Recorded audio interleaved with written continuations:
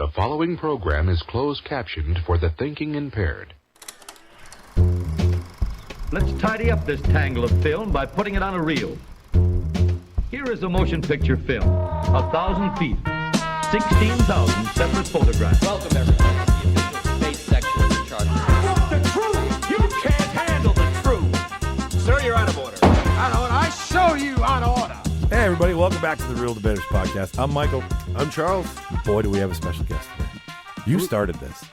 Who's the guest? You said to me that this friend of yours had an idea for a podcast. And It's true. I say, whenever someone has an idea for a podcast and I don't have to think of it, I'm like, yes, fucking please.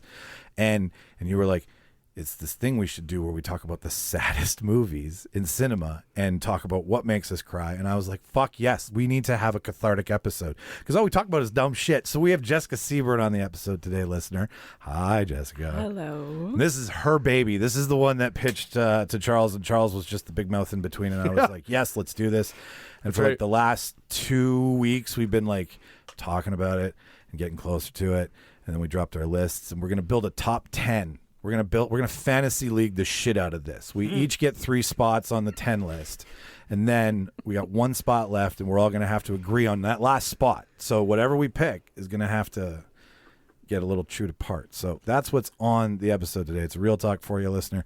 But before we get into it, you mentioned this when we were texting Charles, and I'm like, I need to Google what this is. I thought I thought it was like a superhero name that you gave her. Powder? No. Radio. No. You said that we had a real life death doula coming on the show. That's and right. I had never heard of the word doula before. And then someone told me, they're like, that's like a midwife for the end of life. And I was like, oh. Yeah. So before we even do this, which I think is so great that you work in grief and loss and heartbreak, and this is why this episode is absolutely perfect. So before we even get into the fake shit, what is this? Like, what do you do? I like that you said midwife for the dying. That's someone said you put people back where they came from. Okay. Love it. I think The Undertaker said that once. It's a direct quote from The Undertaker. Yeah. So death doulas are actually becoming quite popular. I mean, it's something when that... I Googled it, I was like, holy shit, this is a thing. And it has been a thing for a long, long time, but it's becoming a bit more formalized. So a death doula offers non-medical support to people who are dying or at the end of their life, or to offer grief support, which is actually what I like to do most. It's anything from just sitting around talking with people. Everyone needs someone to talk to when they're going through a tough time, or more, it's simple as like running errands for someone or helping someone plan a funeral or doing like care directives. So if anything happens to you, like, everyone knows what you want and don't want. I call my business Friend at the End. So offer a whole bunch of stuff for people. And it's something that a lot of people don't know exists, as to your point, and we could all I'm ignorant. I'm so ignorant. Yeah. I'm like, if it's not Marvel, fuck off. No, I'm kidding. No. But this is neat because like the one of my picks today is from the world of end of life, of very strong suited in death, 6 Feet Under. And I find it such like it's such a shared experience, but everybody experiences it differently. Mm-hmm. So to have somebody there who might have a sure footing where you're like, my whole world's been upended. Why do I need to embalm them if I'm burning them? What is a pre-need? I need apples. Like, I mean, that's really cool that you're there when no one may want to be.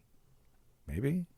Where apples? Sorry, you said shopping, so I just. Oh yeah. Sorry. Apples are actually really integral to the dying process. Well, they said an apple a day. That's where you went. Listens. That's where you went wrong. This is why you're here, and I can't help you now.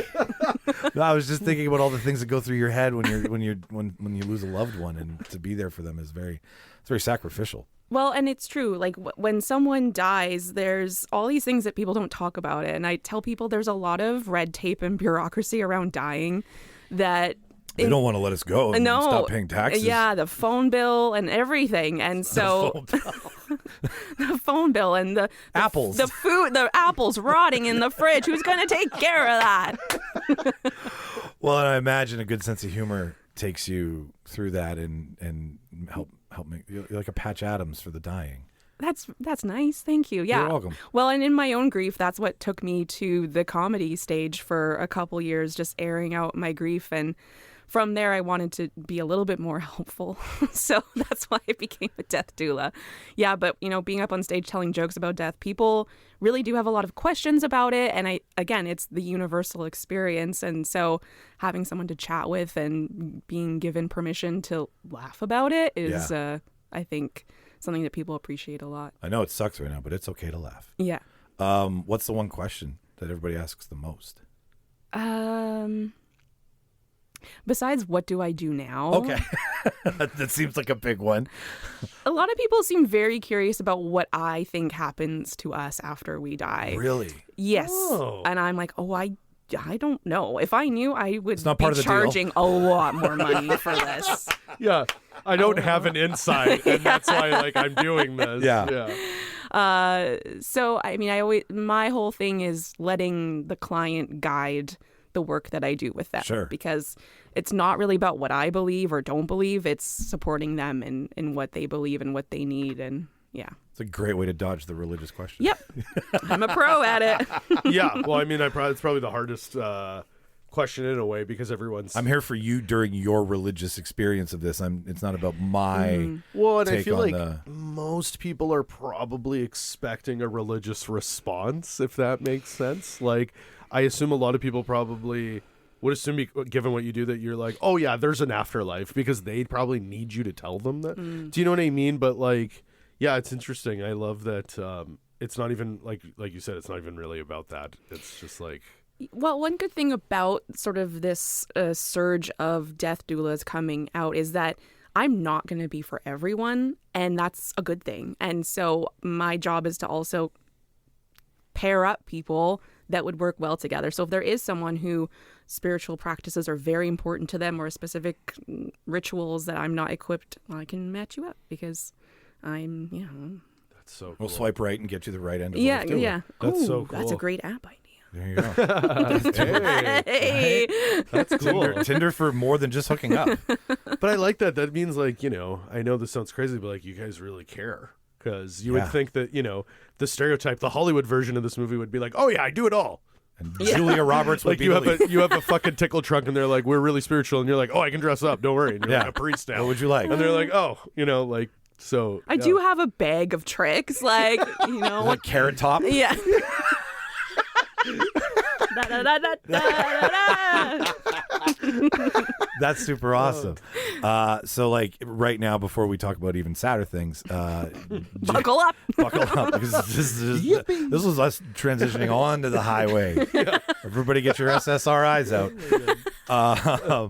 But if this is something that you think would work for you at a point in your life and you're listening to this, Jess is going to give me all of her information. It's going to be in the show notes, so you can further investigate that and be like, oh, that would work for me. I need apples. Gotta get that. Yeah, come talk Your with logo me. should be an apple now. It's never been done before. But there's no bite out of it. Yeah, that's because right. you are Exactly. not eating your apples. It's actually a wrong. What wasn't there an apple at the beginning too? I mean, if you believe in that sort of thing, right? no. Like Full it's circle. right, and it's kind of circular. So super religious. I didn't think about that. Yeah, where's your garden? Park Street. It's just a coincidence, guys. Everybody has gardens, okay? It's not the only garden. Not needed. All right. But All right. yeah, come talk to me about grief and death and stuff. And it's so weird to promote it without sounding foreboding, being like, everyone can talk about this. One day you're going to need to know these things. But you are. So Totally. It's true, though. It's it's something that we shouldn't tiptoe around, really. Especially when you get to a certain age, I feel like it's something that it's nice to know that there are people and communities that you can openly just talk about it. Mm-hmm. Well, and that's another thing about, if I just keep referencing 6 Feet Under, I think I'll win. And there's nothing to win. But when Nate goes off on the industry, and it's like it's so what's the word he uses where you clean something, it's like sterile, clinical, right? Clinical, like it's. Yes. There's no emotion attached to it, right? And I mean, it's what happens when you hand over a $40,000 bill after, right? You don't want to be attached to that person because that's fucking mean, man. But like, you make reference of how it is all that. This grounds it, makes it more tolerable, approachable, less lonely, whatever adjective you want to use there. Cool. Thanks for the. Now I feel better. Good. Like I can't sit across from you and not, because like I the Bodies book I read like 3 or 4 times. I'm so interested in like boxes or urns or like Hunter S. Thompson shot with a rocket, like right, like you kind of get whatever the fuck you want when you die. You can get shot into space. Really? Get out of here. Your cremains can be shot into space. They will be brought back down, but if you want to take one trip, you can just go up there. It costs a lot of money. Yeah. How That's wild. really how much like that's novelty that they're like it really doesn't cost that much to get an urn on the, like you could smuggle that on. You could pay an astronaut to be like, just take Frank around the fucking moon once and bring him back. And and do they guarantee space, or is it like, yeah, it's in the air? Stratosphere. It's up there. Bezos went there. Yeah. Like it's in the sky. Yeah. So we think space. Yeah. Where the billionaires went in penis-shaped rockets. Yeah. It's on the Amazon ships. Oh shit. Well, before we take off from this mortal coil and go into the world of sad ass cry bastard movies, there's some stuff that I just want to let you know about, stuff that we're doing. So we're gonna talk about us for a second here. July 3rd, what are we doing? Talk about us. Oh, we're doing some trivia. Yeah, what kind of trivia are we doing? I believe we're doing Simpsons trivia. No, you're wrong. That's July Absolutely 26th. wrong. So, Mike, you can edit this part. No, I don't want to now. I want everyone We're doing to know Jurassic I want to know Park. everyone to know why I do these on my own. Yeah. I didn't read my lines. That's okay. That's okay. Jurassic Park. It's Yes. Jurassic Park at the Handsome Daughter. You got the place right. There you go. And we are doing the OG trilogy, which is fun. 1, 2, and 3. That's right. It's Yeah. weird to say that about Jurassic Park. Right? I never thought we would have to say that, but I thought we could just say Jurassic Park 1, 2, and 3. yeah, or just say we're doing the Jurassic Park movies, and people are like, right, because there's 3. Yeah. That's what I thought. That's what I thought. Right? Like we stopped with pterodactyls. That's right. We That's stopped right. with stealing. That was too much. Yeah. That got crazy. Yeah, we stopped with Yeah. William H. Macy. We But were then like, some why asshole go? was like, what if it was the world instead of the park? Yeah. And Chris Pratt. So we're dumber. Yeah. No, and they're doing it again. Yeah, They're doing it again, and that. they're bringing the dude back. Yeah. Who wrote the first one? Yeah. Because Steven Spielberg too lazy to write. I would love if it's the first one, but from the perspective of the lawyer only. They're all lawyers. Yeah, they're all lawyers. And they're just Hold on to your butts. I'm just going to say that all night long in trivia. Hold on to your butts. Question number 10. No, yes, Charles is right now. We're doing Jurassic Park trivia, July 3rd, 7 p.m. The easiest way to do this proper is register your team on Eventbrite, which is free. And then you just pay a $5 registration fee per player when you show up, right? And then you have a chance to win a $25 gift certificate. Take your ass to Landmark gift certificates. Landmark Theaters with the gift certificate. That's right. And we're also going to supply a small dinosaur-like figurine with small hands because that's what everyone. That's great. Right? Just We're going to see if we can get a real dinosaur egg. Yeah, it's not. We'll figure it out. Yeah. No.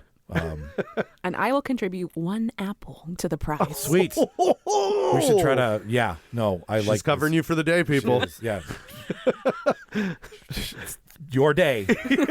Sponsored by. Win it. You need it. Yes. Don't forget. How about them apples? There you go. Oh my God, that's the name of the episode. How about them how apples? about them apples? So that's July 3rd. But then July 26th. Oh yeah, in the show notes you can register. The whole blurb will be there about what we're doing. And then on July 26th, you mentioned it already. We're doing Jurassic Park. No, it's we're doing the Simpsons. We're gonna do Simpsons trivia. We're gonna do Simpsons trivia, but there's a caveat to Simpsons trivia. Yeah, that's right. Mike's going to be participating in it along with everyone because his mom didn't let him watch The Simpsons growing up, so he has no advantage. And guess whose mom's coming to the Simpsons trivia?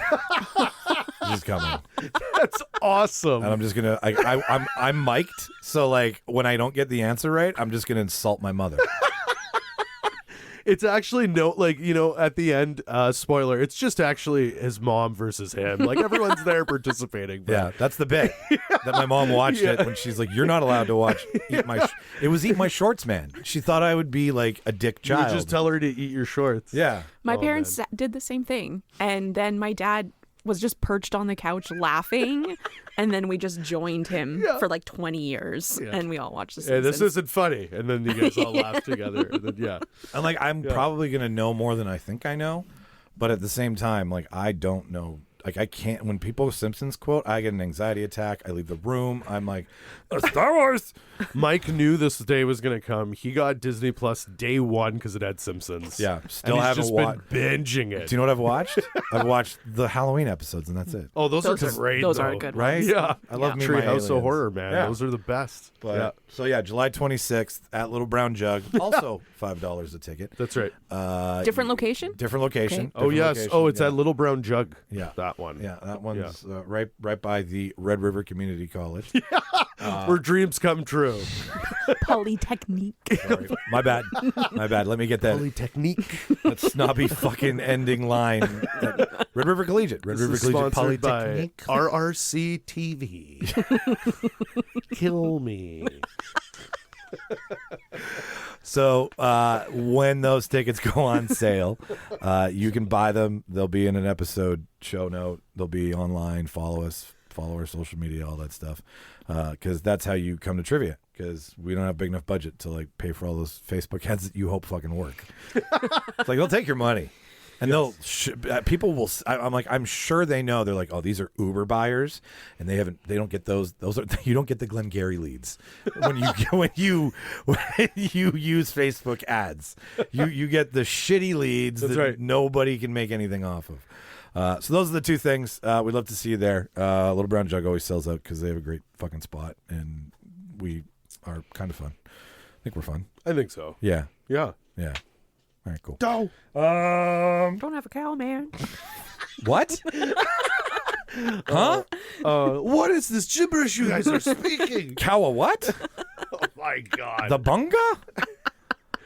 The Bartman. You let's step off this mortal coil. All right, so Jessica, what have you been watching? What's been occupying your time? I've actually been watching 6 Feet Under. Yes! Yes! True. We hung out and she told me, she was like, I'm rewatching it. Not rewatching.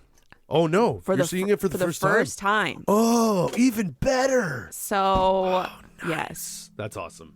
We'll just wrap this up. I'm just trying to replay what I've said about it so far. If I've spoiled anything for you, where are you? I'm on the last season. Oh! And I'm just... Oh, Nate's a bastard. Yeah, I'm not...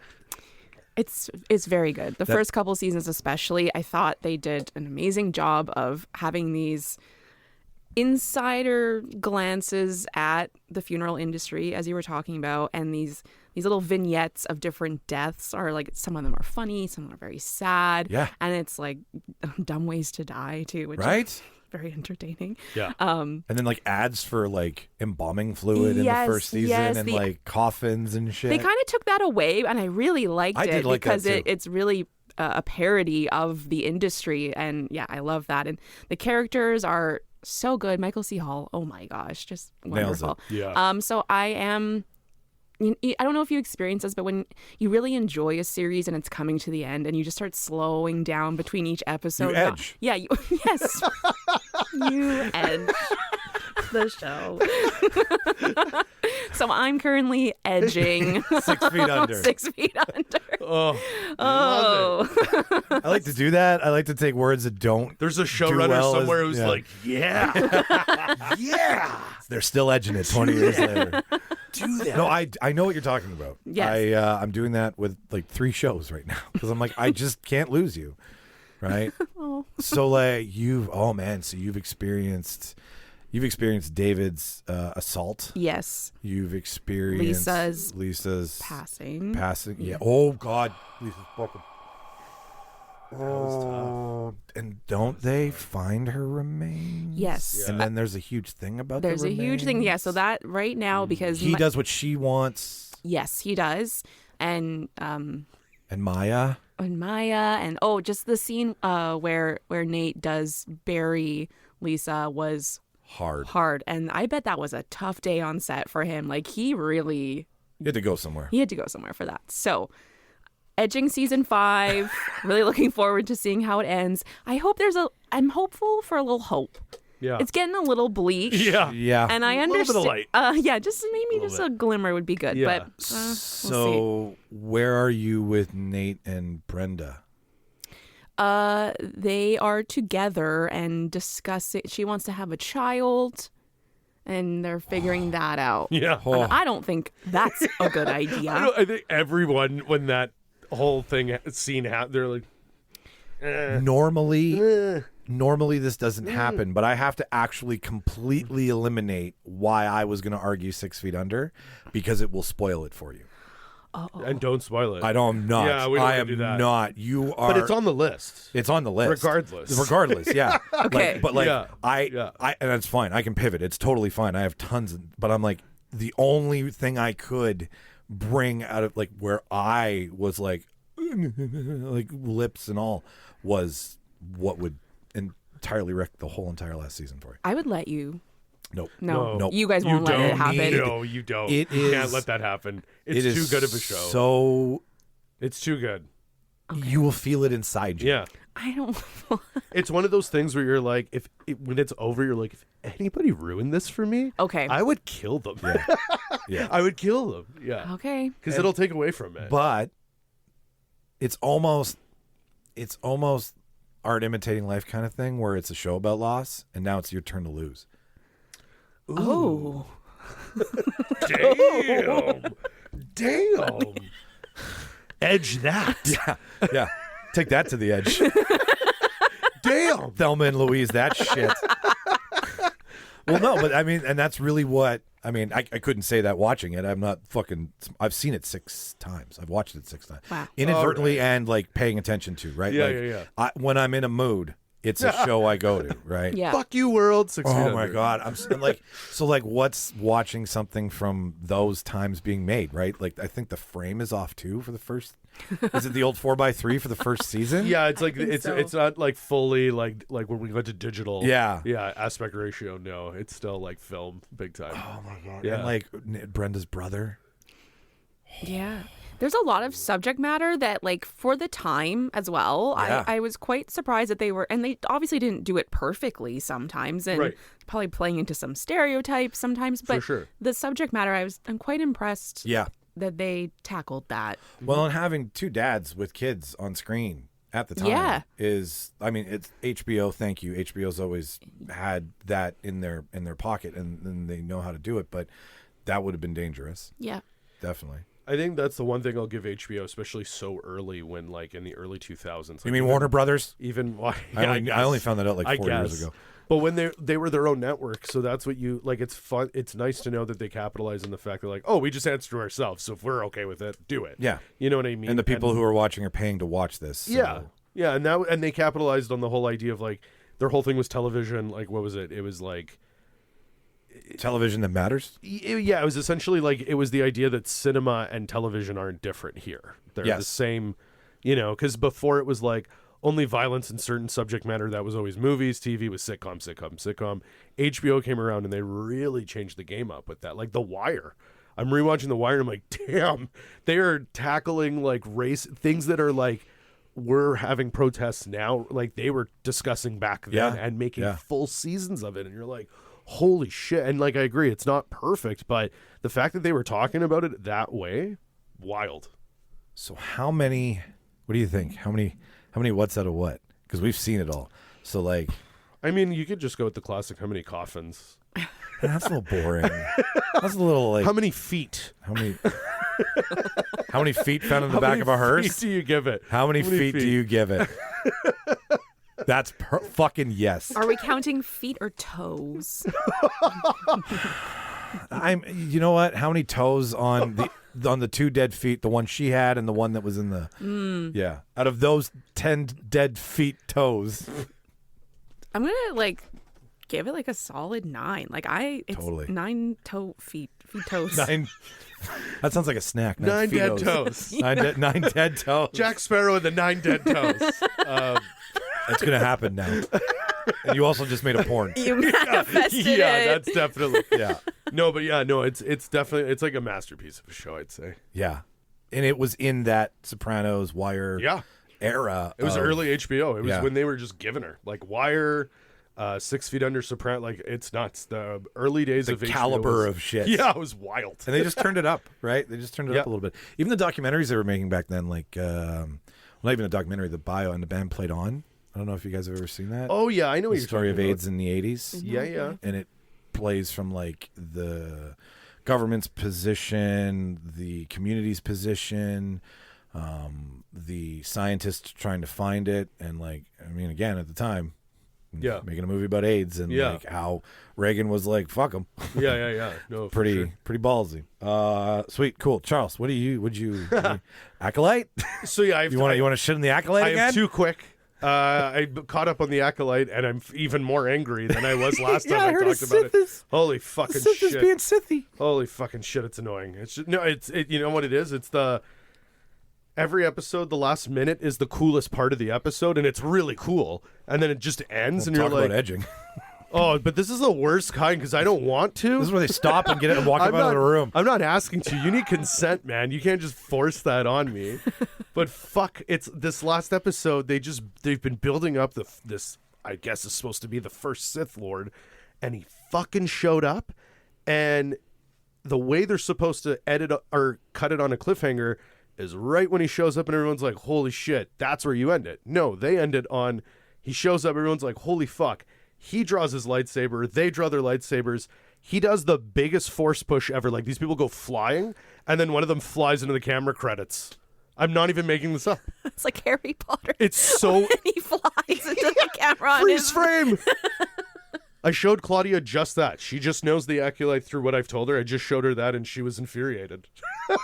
It was insane. And I understand that's a spoiler, but who cares? Because it sucks right now. It's awful. Well, you're a good week behind. Don't worry about it. And the next episode's going to start where it's a flashback because one of them knocked their head on a tree, and we're going to be like, oh, let's make this their origin story. And let's edge you until next week where we'll see if they keep fighting each other. I think I need to put a definition of Fuck, it was- edging in the bottom of this episode, just so whoever like goes to try it gets it right. Acolyte's just a I mess for heard- me right now. It's driving me nuts. It's a force mystery. It has so much potential, but it's the worst writing I can't believe these people got paid to write this. It's atrocious. It's infuriating. I won't be watching it. Okay. Yeah. Well, yeah, don't. No. The nerd in me has just never been more outraged. Oh, nice. That's a trivia. It's a little foreshadow. That's for just my trivia ringtone. coming up. I know. It's trivia. Yeah. But So if you it guys was- didn't I put know, it- trivia's yeah, coming. yeah, just so you know, trivia and apples. Yeah, I was infuriated. I'm infuriated at that show. It's driving me bonkers. It's driving me absolutely nuts. I've heard it's just. I mean, okay, toxic Star Wars fan base aside. It has Right. nothing to do with No, that. I know. It's I'm just saying, bad. like, but you can always count. Oh on, yeah, like, yeah. People are like, it sucks because there are women in it. No, it sucks because the writing's atrocious. Like, I don't think Star Wars fans are writing this. I think it's people that are like, lightsabers? Yeah. Well, okay. So, Throw them in. like, I mean, if you're going to introduce a Sith, and we know there's always two, I mean, wouldn't it be cool to see two Siths? Well, I can't say it. They've been Two Siths on the same screen at the same time. Well, that's what the Acolyte is, Mike. But the Acolyte is having a judgment and conscience. So while that's going on, this Sith Lord's like, yeah, I didn't think you would be able to do the mission. So here I am now. Force push, end. I don't like, to me, it's a show that should have been released all at once. Because if I could keep going, maybe it'd be like, oh, I see what they're doing. I don't think. But because 7 I'm waiting days is each week, gonna. oh God, no. I'm gonna wait until this whole thing's done and then just watch it because I can't get any more angry. It's driving me nuts. Oh, I Like, I'd rather them do another Why hate watch Rise a of thing? Skywalker. like. Why hate watch a thing? I never understood hate watching. Because it's still Star Wars. And, I like, know. when the Sith Lord Yeah. shows up, it's a really cool intro. But it's like not the as way cool he shows up. It's not as cool as Darth Maul. So I will Nothing say, beats nothing beats no. Duel of the Fates intro. But for someone I have no idea what the fuck is going on, Sure. it was neat. Okay. He shows up like a dementor, basically. He's in the background out of focus, and you see something just slowly float in, and then you're like, oh, that's a person. And then the way that he goes in focus, it's like, oh, Sith Lord, because it's like a dude with a black helmet again. Yeah. Shocking. Can I But ask the a nerd in question? me is like, oh, shit. Does the Sith Lord have a Boston accent? Doesn't talk, has not spoken. Is it going Speaks to be in the mask, and is it's he- manipulated. Okay, is it going to be English? Is it going to be German? I think it's a woman. You think it's a woman? I do think it's there's okay. stuff. But There's something then that has still, happened. are you going to be from Zimbabwe? Are you like the So- Sith? Like these characters always have accents. Yeah, that's a good question actually, and I'm curious to know if it's a big name actor, or if it's like someone that is like, oh, like I've never seen them in, like a Game of Thrones moment where you're like, this person's going to be really big from this show. Or like when they put Harry and William in stormtrooper outfits. Oh kind my of thing, God, right? Daniel Craig. Or Daniel It's Craig. Daniel Craig. Yeah, you know that? No. Yeah. So in Yeah. Force Awakens and Last Jedi, they stuffed Daniel Craig is the stupid stormtrooper where she Okay. first tries her force powers out. Yeah. And she's like, "You'll drop the weapon," and you hear him go. James Bond says, "I'll drop the weapon." Yeah, and his stormtrooper number is 007. Yeah, As he asked for it. yeah. They were like, Easter egg. sure. They're like, you Oh, can yeah. do whatever you want, Daniel And then Craig. those Right. fucking princes showed up on set, and they're like, Yeah. could we be stormtroopers? And they're like, sure. No, that was we have to. Yeah. Oh, they're We're going to filming in murder London. us. Yep. We have to. Okay, so Acolyte is the It went down. I think last time I said 6. Yeah. Now I'll say 4. for 4 dumb idiot 4 Jedi shitty cliffhangers. out of 10. Yeah, 4 dumb stupid force pushes out of 10. 4 edges. Out 4 of 10. edges. Out of a possible 4 edges 10. without fulfillment out I'm of not 10. edging. I'm raging. One What- quick what- one. What was the other thing? I saw Unfrosted. Oh yeah, I saw really I, 'cause dumb. I saw It was in your really letterbox. funny. You did. It was funny. It was funny. It reminded me of the Weird Al movie. Like it really. It's a parody. It's a parody of a story that's interesting, and they just made it even more ridiculous. A lot of great celebrity cameos, and they play even more ridiculous celebrities. It's hilarious. Like Chef Boyardee is a real chef, and he's exactly the poster guy, but it's like Bobby Monahan from Drunk Uncle. Drunk Uncle's playing him, and he's so like something stupid happens, and he looks at the camera and goes, "Oh, spaghettios!" Like it's so stupid. It's really dumb. Did Mel Brooks make this? It's Jerry. It's all Jerry. It's all Jerry. Well, And when okay, you it's- watch yeah. it, you're like, "Yeah, this is the." But like from the beginning, from the minute the movie starts, it's so dumb. Why doesn't and everybody over like the top. Pop-Tarts? But yeah, it was funny. It was funny. It was really. If you got to buy into the Yeah, stupidity of okay, it. yeah. And it was funny. It's like movie 43. It's exactly like that. I will be honest. It's like that in the sense of like you have to Yeah. know already going into it like this is dumb. Don't- I'm not going to be yeah. dumber for watching this, but this is dumb. Don't- And then if you just don't get enjoy butthurt, it, yeah. it's fun. Yeah. And then we did what everyone did. I looked up after and was like, how much of this is actually like true? And yeah, it's kind of hilarious. Is it Some of the- Tiger King true? It's like the biggest moments that happen in the movie, especially when you're like, this is ridiculous. They did happen. Like Kellogg's and what is it? Starts with a P. I think it's Park, I think. Something like that. Posey? Something, I don't know. I clearly, it was so good. But whatever Kellogg's rival is, like some of the things they Post. did to try and Post. That's what it was.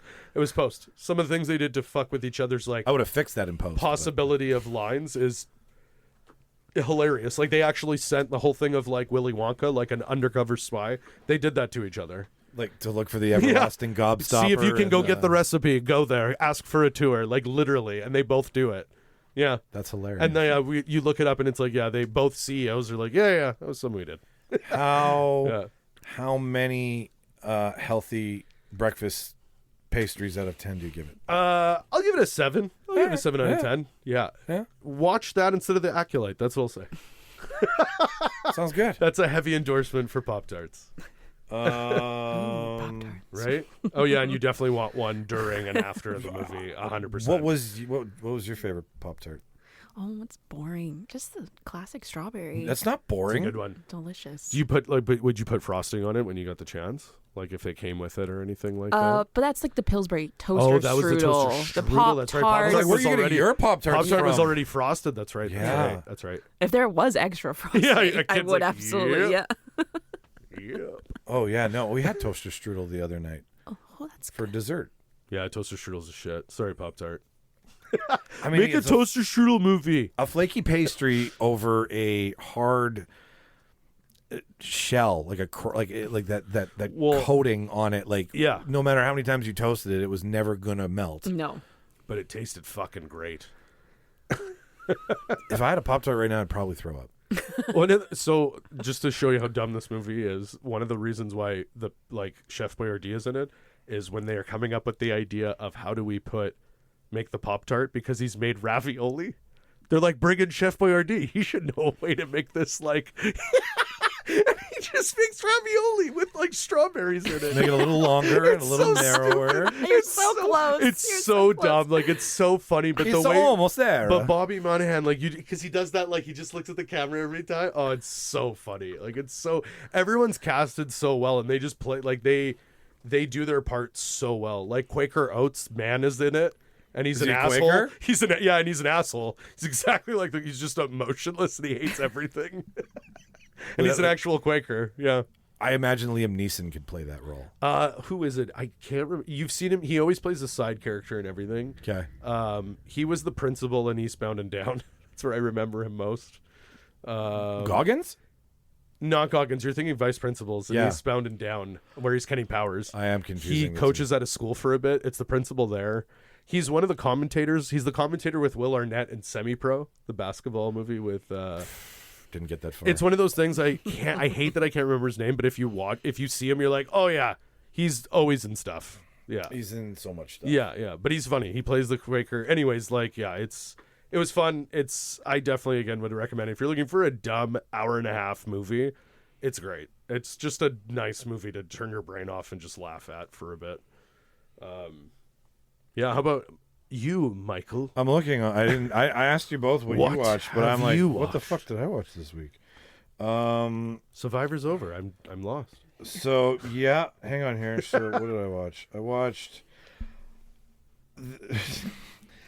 it because I was like, okay, I'm into Russell Crowe now from the Exorcist movie that he did. Oh, he's the Pope. He's right? the Pope, but the Pope's, Pope's exorcism. Yeah, he's and I've always been a big fan of. He's the Pope, eh? He's Whoa. the Pope. But Gladiators. no, I watched this movie that honestly felt like it feels like a story from Call of Duty. It's called Land of Bad. I just saw the trailer on Netflix. I for this. watched it last I night. didn't think it was a real movie. That's wild. I watched it last night. How was it? It's not that bad. As far as special operators, wartime, rescue people, I also watched Extraction this week and Extraction 2 again. I'm on some special CIA underground operator kick and sad movies. It's nothing about balanced. Yeah, right? So I'm going to go be charge the door. And then that's heartbreaking. And I've been doing that. So I watched, it's not bad. It's this story of an Air Force guy who gets sent out with 3 Navy SEALs, and they're all fucked up. So the Air Force guy who has no idea how to do a halo jump is dragged. It's 2 hours, by the way. It's the longest wartime movie I think I've ever watched. It could have been 95. But so he gets dragged along. The drone loses power. All of his team is gone. He's the only guy left. So now it's on him to do the mission. And it's just all terrorist junk. But Russell Crowe plays this 8 times married aging drone pilot who has all the funny lines in it. That's only what kept me in the movie. He's like that NFL coach that everyone's he wins Super Bowls. Yeah, so... he melts off to his superior officer. Yeah. And his wife's pregnant. And he's what's the worst? My 8th marriage. Yeah, no, He's that's just exactly what it is. Oh And my God. he's handing out advice, but then he's also driving a drone. How's the wedding? The wedding plan's going well. Hang on, lock in on target. Yeah. It was just. It's a 4. Okay, I'm not gonna. So but funny. Russell. I really. It's like Russell Crowe's in his Nick Cage era, where he's just doing anything now, and maybe they'll forget I did Gladiator and was awesome. What hotel will I be able to stay at? Yeah, pretty much. So go ahead. Okay, the movie sounds terrible. It's However, I'm now picturing, instead of Russell Crowe, Meryl Streep. as a sassy drone pilot. Yes. Sure. 8 times married. I want to see that movie. Oh my God. I'm down. What would that movie be called? Still the same title. Yeah. What is it? Land of Bad? Yeah. What and a like title. the reason it's Land of That, I know. Yeah. I saw it. I was like, "This is real." Russell Crowe's in this. But here's how this happened. Like I know how this happened. I watched Extraction earlier in the week, and I was like, I love Extraction. Need Meryl. Right. Then I watched Extraction 2 and was like, I need more Hemsworth. Liam and Chris are both in Land of Bad. Get out of here.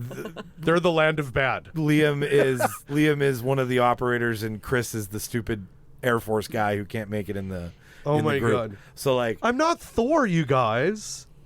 like he was Thor at the end of it, but like it's every military movie you've ever seen that you never like. You don't have to watch this to watch anything new, but Russell Crowe in it is what kept me going. Because then they pull him off his like 18-hour shift, and he goes to like the vegan grocery store to buy fucking vegan cheese for his wife, and like. My ninth wife. But they're doing hard they're doing hard cuts between like him at the vegan cheese shop, cut to Chris Hemsworth being blown apart, tortured, and someone's head being chopped off. Cut to, hey, so do you have non-glucose, vegan friendly, gluten-free a day in the life of a drone guy cheese byproduct? And then the guy at the counter's like, yeah, we do. And then Russell Crowe drives away on his cart, and he's like, I would have bet you didn't. And then cut to more bloody murder. God. Like I was like, who's editing this? Like why do we need to see him? It's Land of Bad. So Land of Bad only comes when one of the operators is like giving Chris Hemsworth character who's he's like a fish out of water, right? Like he doesn't know, he shouldn't be there. He calls in the drone, he calls in the airstrikes. He has no combat experience. And the guy who actually was Shadow from American Gods. Did either of you guys watch American Gods? Oh, the show. The show. Yeah. I know what you're talking about. So the guy who played Shadow is in this. Anyways, he's giving this big speech to Hemsworth's character about like why it's going to be so tough and you're going to have to man up and shit. And he's like, "Welcome to the Land of Bad," and he has Land of Bad tattooed on his forehead. Oh my God! Next tattoo idea. Right? Land of Bad. Let's all get it. Oh my God, that's the tattoo I want actually. Right? Land of Bad on his arms. Yeah, like Land of Bad mixed in with like all of his wartime tattoos and shit. So like you were cooler when you were Thor, man. No, sorry, it's not Chris. It's Liam and not shit. How many are there? There's 4? Oh. No, there's the one that was in Westworld. There's Miley Cyrus one.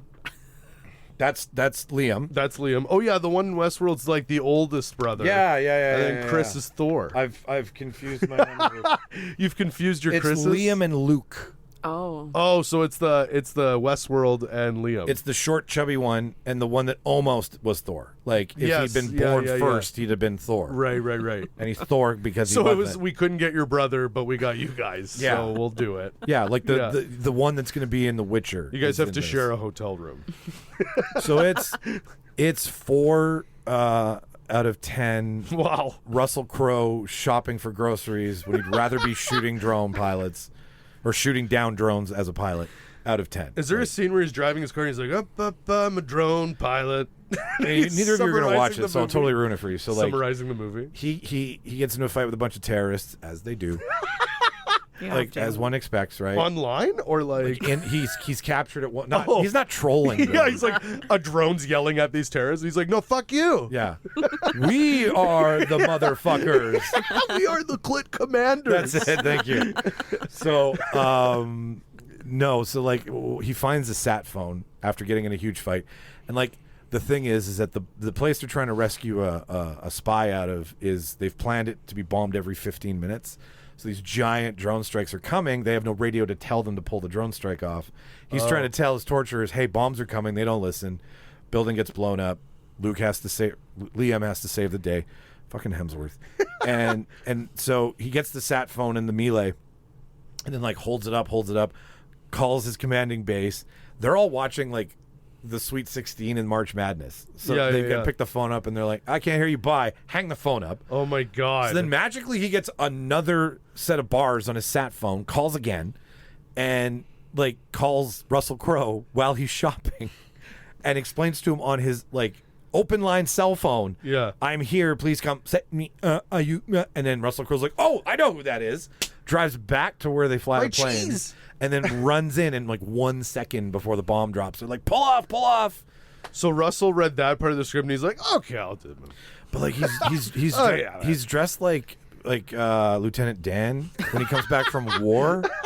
You know, like the big green army jacket. Yeah. Like, it's miserable. It's just, I mean, this was made in the last 6 months. Yeah. This is a hot piece of army garbage. That's crazy, man. It ain't no We Were Soldiers. It's no. It's a paycheck movie. It's no Navy SEALs. No. It's no driving on the gauntlet. Yeah. No. So yeah, I give it four of them's out of 10s. Wow. And that's, I mean, everything else I watched. What else? There's nothing.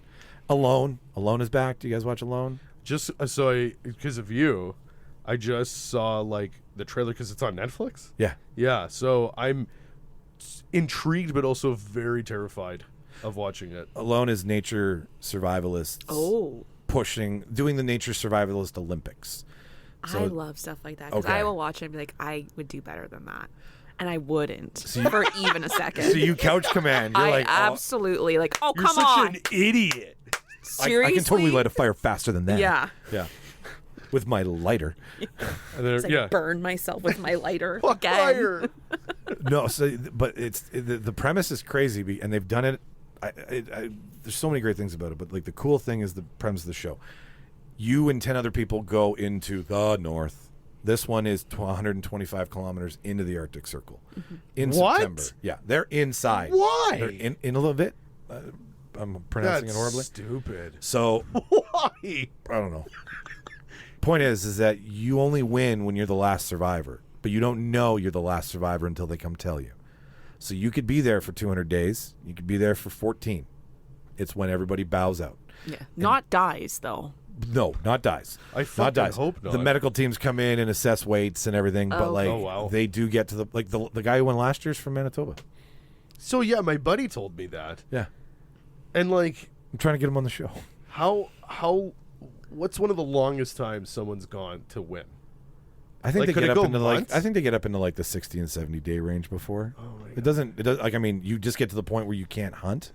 And you're So- like, I'm gonna die. Yeah, and they're like, we don't need a lawsuit. You're yanked when they pull you out. But then they show up on the last day, and you're like, yeah. And you're like 37 pounds heavy, like lighter, and you have no food. And they're like, you won. And they're like, oh, thank God. Oh, yeah. And then I think they go I'm home. gonna die. Yeah. Anyways, That's crazy. that's the only other thing. I'm going to watch that. It's on History. It's a lot of fun. The other one you should watch is Alone the Wild, where I think it's the Wild or the Beast. Alone the Beast is where they were dropped into a remote area where a fresh kill just happened, and they would have to take the animal down and survive for 3 days with no tools. What? Easy. Like, What? Put me in the water with the dead shark and I will do it, bro. yeah, that's what they do. That's fucking insane. The insane one wasn't even like the moose fuck? or the bear. The insane one was the alligator in New Orleans. Like the 13-foot gator that they had no tools to take the scales off of. So what do? They know that there's a certain reed in the woods that when you put it together, it forms a very sharp edge. You watch these guys. Get out of here. I'm not kidding. You watch them take the scales off of an alligator with grass. What? They just know shit, man. So boring. Come on. That's fucking ridiculous. I can do way better. Yeah. I'll kill the alligator with my bare hands. Ripping Oh my God. scales off with my teeth. What an idiot. Yeah, you have knives in your mouth. Use them. Just the stupidest. Oh my God. Shit like that is fucking crazy to me. That's nutty. So there's a week of shit you should watch, listener, or watch. You should watch, except Acolyte. Yeah, don't. Don't watch Don't do Acolyte. that. Don't do that. Don't ruin your week. Don't even do it when it's because you told me we should watch it even when it's done. Yeah, I was already saying that you last keep not week. wanting to finish it, so I don't. Yeah, I don't no, this trust this one ruined me. Like this one was really like I felt insulted. I'm gonna leave our chat group open indefinitely because I want to know what happens to you after you finish 6 Feet Under. Yeah. Oh my God, I'm yeah. gonna need You'll some I was gonna support. say, you will You for sure. Come to us. We'll go Yeah. out. We'll Let's do a commiserate. second episode. I'm just crying. Yeah. Oh, and it's a ride and I'm so excited for you. I still remember the cover art of the last season. Yeah. Is it's just a highway going into the sunset, and it's the hearse basically. Yeah. I And have was- seen that, yes. Yeah, it was so iconic. And when you finish it, you're like, yeah, It's great. They do a thing that I feel if a lot of shows did what they do in the last episode for people who want closure and maybe want to imagine a thing or two, because that's what it's really, it breaks away from every season ender or every show ender you've ever seen. It doesn't do what is by definition smart. It goes in multiple different directions, and then you're like, oh, it all kind of makes sense. So I'm gonna fucking ruin it if I keep talking. Okay. Let's get into what the fuck we are here for. Doors open. So, as mentioned at the top of the show, this whole thing is about to get real fucking sad and real depressing, and deal with it because we want to get our feelings out. So this is the first annual Sobbies. I feel we need to do this each year. It's like taking psychedelics. It's good to, A good reset. good to reset, right? Ayahuasca, whatever the fuck is your thing. Yeah. You don't want to go to Peru to, get in touch with yourself. You can cry here. You can cry here. You can cry with the real debaters. You can also do ayahuasca here. You can. I have heard they have people in town, right? I thought that was just a Peru thing. No. No, you there's can some, do that there's anywhere. some practitioners here. I have not Whoa. done it, but See, I was so intrigued by it, and then I saw Chelsea Handler do it on her show, and she shit her pants and threw up and had an emotional thing, and it was that's like part of the experience, but holy it's not fuck. the journey. we're shitting together. Yeah. Charles. Yeah, I don't even like shitting alone, so I'm just I don't know if I wanna shit her together. point is valid. yeah. If I was having the shits as much as she was having the shits, then That would I'm be just- a good moment for us. yeah. I'm as sure there's humans. other drugs that we can no do. eye contact for a minute. I'm sure there's other drugs we can do where we get really high and we don't have to shit ourselves. I'm sure they're out there. Yeah, but you've seen Train Spotting. I'm willing to explore bad. Do you want to go to the Land of Bad? Oh my god, no. Nobody wants to go there. That's what I should refer to when you want to do drugs from now. Do you want to go to the Land of Bad and then just hold my forearms up? Yeah. Anyways, yeah. Land of So Bad. sad movies, depressing movies that make movies that make you cry because they're also happy too. Like there's something to be said about a good happy cry where you get closure and it's not sad. It's just emotional. Just emotional. Yes. And I've been crying in movies, and like Shauna will tell you, I cry. She'll look over at me, and I'm like, "Stop watching me, you pervert." You fucking want Cry, boy, You want my tears to You emotional vampire. right? Stop it. Bottling them up. Ooh. But like I do, and I mean I even cry in Dancing with the Stars when They lose. they win. Not when they lose. Well, unless I'm in. rooting for them. But like, okay, so let's get into this here. Let's ask a couple questions before we. Jess, why do we watch movies that make us cry? Why do you watch movies that make you cry on purpose? Well, I think it's cathartic, first of all. Like, I think a big thing is it's a little bit easier for me, at least, to watch someone else's pain play out. And then I can see my own pain reflected. And I'm like, oh, I can cry for other people. It's harder to cry for myself, personally. Yeah. So you're usually alone. Yeah. Well, no, but like when you're really feeling like when you want to cry, you're like you don't call up your mom and be like, "Mom, I'm gonna cry." Yeah. Well, unless maybe people do. Go on. Yeah, I think it's just like, and seeing scenarios play out, whether like that's something that you have experienced or you can just empathize. I think that's really good storytelling in movies, is when you haven't experienced that thing, but they do it so well that you're like, I can feel that. That's acting. Yes, acting. And yeah, crying can actually feel really good. Being sad is good for us sometimes. Like, I mean, we all want the good endorphins, Yeah. right? But I mean, there's like after the rainbow, after the sadness, after The edging. The edging. Yeah, that's right. The edging of sorrow. If you're edging while crying, I'm going to keep the story lasting as long as possible. Well, sometimes you need to hit rock bottom, and then you realize, it gives you perspective. And then when you get to those good moments, you're like, yeah, this is really good because it got really bad. Yeah. You can't have the Right. bitter without the sweet, right? Yeah. Right. To quote Vanilla Sky. Oh, that's where I got that from. Yeah. I really thought I made that up. I thought. Well, maybe Cameron Crowe stole it too. I don't. He did. Yeah, he did. He did. But why do you like watching movies that make you cry? Because we all some of the best movies that make us cry. I know me and you have seen the same shit over and over and over again. Yeah, it's funny. So there's movies that you go into that you kind like Moonlight, for instance, just because I see up there.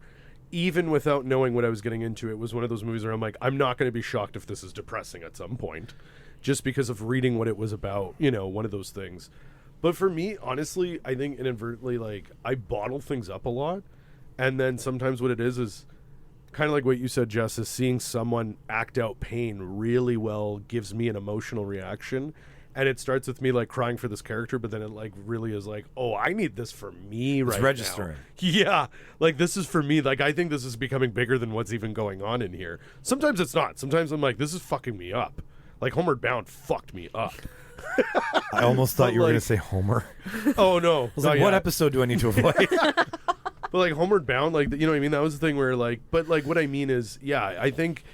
And I agree with you, Jess. I think it honestly is a really good thing for the soul sometimes is to just cry and just sit in sadness in your emotions for a little bit and get perspective. Because I think at the end of it, it gives you some sort of perspective. Like you cry, you feel pain, and then hopefully it starts, giving you a perspective in a way of to not feel that way or to be like, wow, that was great. I need it. Like now I think, and it could be an age thing. You cry and I'm like, I really needed that. Mm-hmm. I feel really good. My bones feel much better now. My back doesn't hurt. Arthritis is gone. Right. Emotional arthritis has left the body. It's also good to know I'm not dead inside, I think, too. That's another Just thing. going to say, yeah, it's nice to know I'm not a sociopath. Mm-hmm. Yeah, even if it's a movie that's doing it, I'm like, whoa, I'm okay. I'm not completely dead inside. Yeah, no, that's a good thing if you can cry publicly. Yeah. Right? Yeah.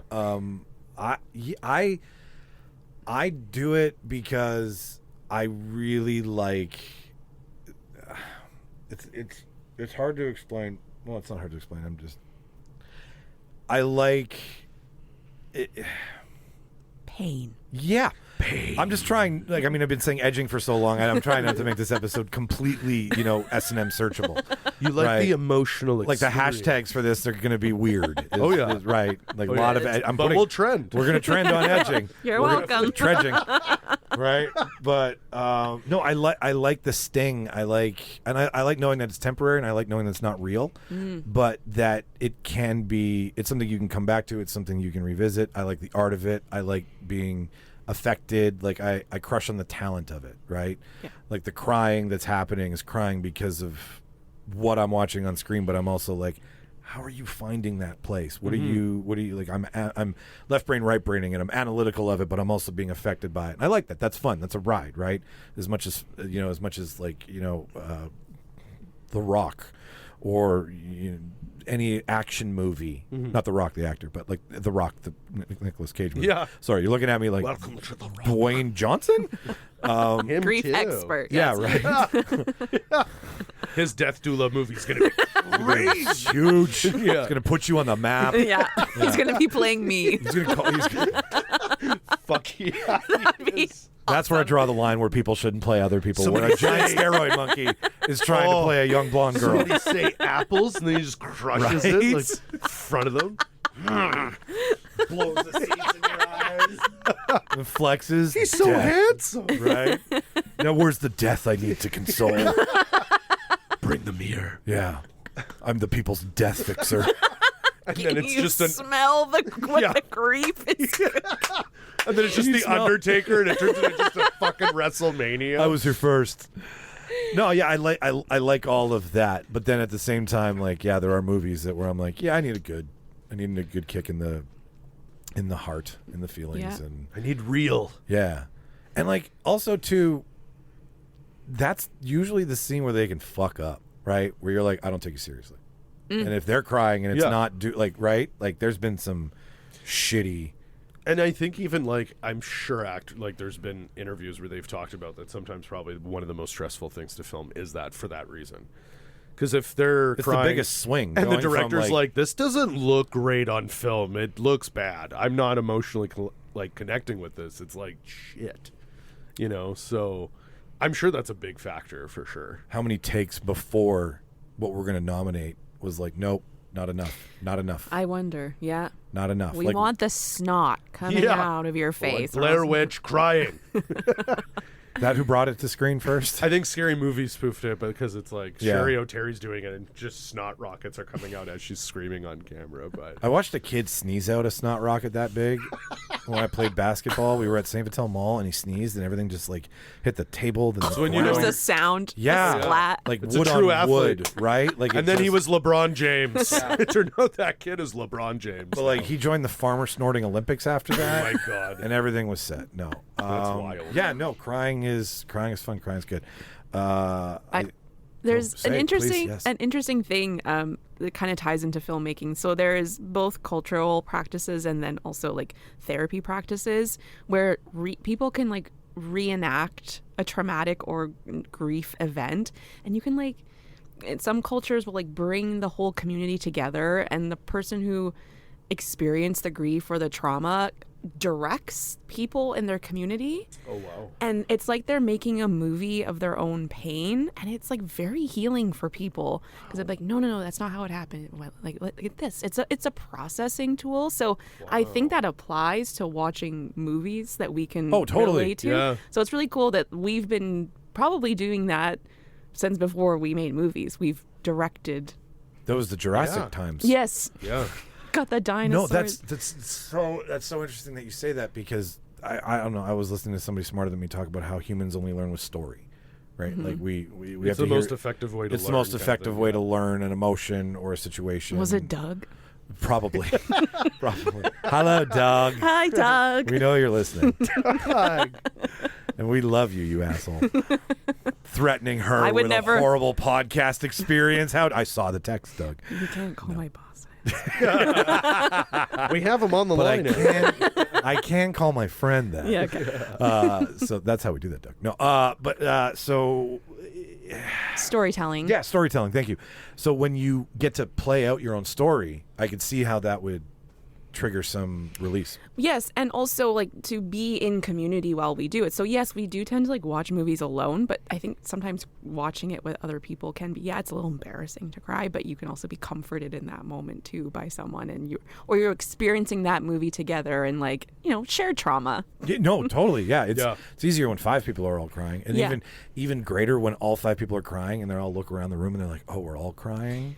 It is. Right? It's That's like, really- it's yeah. a relief. When Yeah. you hear the sobs in the theater, right, and then the sniffles. It's like a and- you too, hey? Wow. Yeah, Yeah. Then you hold hands and Yeah, the you whole bond. theater bonds, and it's weird. And A movie that just comes to mind, and I remember like having a public cry with somebody I went and Yeah, saw in yeah, theaters. yeah. Went and saw the movie Shame in Oh, theaters with with Michael Fassbender. Fassbender.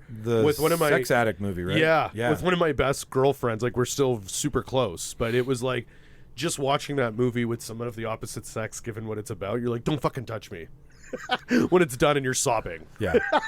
It was that was a tough movie. That whole movie is really emotionally hard to watch, and it ends in a way that you're like, given what the movie's about, it's not, unfortunately, it's not hopeful in any way. It's very sad, and it's just like, and the way that the movie ends, it just lets you sit in your feelings for we just cried the whole credits, because it was like, Yeah. That's the come down period. whoa, yeah.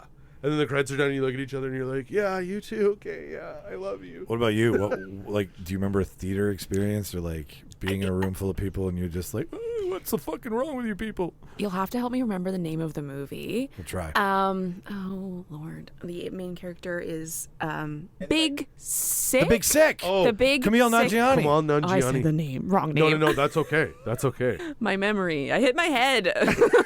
Alone. Brain injury. Okay, so the movie is The Big Sick, and it wasn't even that. I'm sorry, not that good of a movie. It wasn't. However, I went with a friend, and he and I had just experienced 2 shared losses. Sorry to go into the backstory, No, but do here it. we go. So our very good friend died suddenly after being in a coma, Oh, man. and then her mom got cancer and died like a year later. So classic story. After school tale. But so the movie was about her going into a coma, and then also like my friend's mom loved giraffes, and he brings like this big giraffe to her, and there was just like so many weird like similarities, and we just like looked at each other, and he was like, I'm so sorry, and we just like held hands. But it was like this bonding moment for us, because you don't know like what's gonna trigger a memory and stuff. So also Barbie, my friend started crying during Barbie, and I cried in Barbie. I was like, I'm not gonna cry Barbie, and then my friend cried. I was like, oh. It was like permission again to like. Oh, the part that made me cry in Barbie is when she like has that discussion with Rita Perlman, and Yes. it's so beautiful. I made you And just- because Yeah, Yeah. and just the idea, like my daughter, and then you realize, oh my god, yeah, that with and Billie that's like, Eilish Oh, background.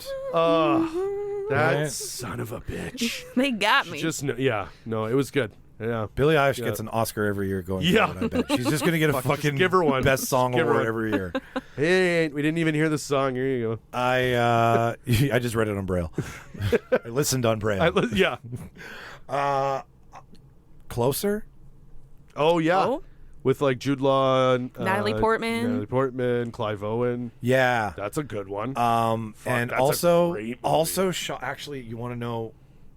So, whenever I see a reflection of a version of myself that I don't like, but is being portrayed in a character, the first moment I'm like, "Hey," and then after I'm like, "Oh, I don't want to remember that version of me," right? Yep. You know, or when you're with somebody and something like when a comedian makes a joke. And that experience happens between a couple or friends or whatever, right? When the net all of a sudden Yeah. closes in, and Yeah, you're like, yeah. "Oh, this is about me," and you know it's about you. Yeah. So, Elfie and Closer, both in theaters, both made me cry because I was like, "Oh my god, I'm that asshole." Whoa. Right? Like I had a more visceral moment where I Who were was you like, in Closer? I Natalie was Portman. no. You identified with Portman. You No, stripper. I felt more like Jude Law's character when he gets screwed Oh yeah. because of philandering idiocy and just having, just being a wandering buffoon, Yeah. right? And then in Alfie, realizing that wandering buffoon eventually has no one to be with. Is that because- also Jude Law? That's also Yeah. Jude Law. You're Yeah, just Jude Law. yeah. Interesting that you're And then casting sees Jude yourself Law. always. and then in The Holiday, and then in Repo Man, And then Cameron Diaz fell in love with me, and that was awkward. and then I was Sorry, a robot lady. in AI. And he was a fuckboy, literally. He was. In AI. He was a He was a male. I've done this fuck doll. before. I was, and then like knowing that Alfie was also Michael Caine before, yeah. and then like the whole story of like just that kind of thing. I'm more like Steve Martin in Dirty Rotten Scoundrels than I am if I'm anything, right? But like I'm just saying, you see something that Yes. reflects in your life that you've done, not necessarily makes you sad, and you can attach emotion to it, but like, oh wow, that's a reminder. Oh, yep. One of my picks. We'll go there. Sweet. We'll go there. Right? Nice. Yeah. Nice. So, like we said, this is something of a draft, a list. We acknowledge right before we get into this that there are many left off this list. Oh, yes. This is just one of those things where you make a list. You put it on and you're like, I'll save it for later. I've modified this twice. I'm also going to pull some from mine. And after looking on the screen and talking, like that's how you get into the zhuzh of the moment. So we each get 3 spots on this list. And then the last one is the spot where we're each going to throw one of our last picks that we think deserves to be the number 1 spot on this list. So spend your number 1 early, spend your number 1 later. It's up to you. I don't care. We're going to start in order of our special guest, Charles, because we do this all the time. And we talk way too fucking much. Yeah. So because this is the first Sobbies and you get to cast the first name, so to speak. This is very Survivor now all of a sudden. Right, I'm Jeff. The tribe is spoken. The tribe will speak. The public will speak after this. Yeah. So you get to start off with something that you can throw away that doesn't really matter that much. What is the number 10 spot on this list and why? And you don't have to prove it to us. You just have to. I mean, we kind of have to. But Prove it. Cry. yeah, this is where I become an asshole. Okay. Not a throwaway because it's a great movie. Yeah. Up. I know. It's obvious. You know what you get to do right now? You Believe. get to do 2 things. You get to be surprised that I've never seen it, and you get to explain it to me. Okay. I would love to. First of all, opening sequence, devastating. I've heard about this opening. Oh, yeah. Like everyone talks about the opening Oh, sequence. yeah. But of course, our main character, little old man, don't remember names, can't remember That's names. okay. Little old man, Yeah, well, yeah. Little cute old married man. to the love of his life. She goes and dies. Way to go, bitch. This is the opening. Opening sequence. This is how they keep people. Okay. It's them in love, madly in love. Yes. They have a cute little house together, and then slowly the montage is like, and now she's sick. Da-na-na-na.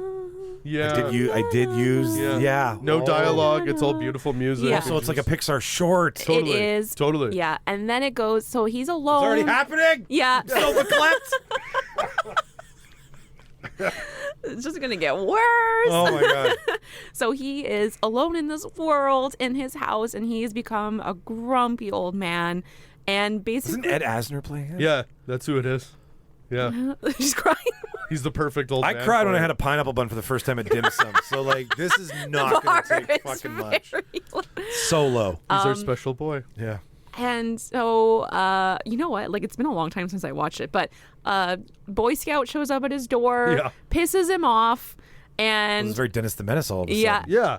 basically somehow there's a bunch of balloons attached to his house, and his house flies away, and he goes off on this adventure. And That's how we get up. that's how we get up. And I love it because it tonight. I love any story where someone experiences a loss and then has a sort of hero's journey, like the Yeah. refusal of the call, and then goes Look off. at you using I know. using those story terms. I'd pick your brain on that because I'm like, I know what that is, but I don't know how to explain it properly. I don't know how to explain it. Yes, you do. Well, and like, because when something bad happens, like, we often go like, I just want things to be back the way that they were, or like, I'm fine the way that I am, and so we deny that call. COVID doesn't exist. Yeah. Kidding, I'm kidding. And so, yeah, so we turn down that invitation to Yeah. either literally go on an adventure or transform in some way.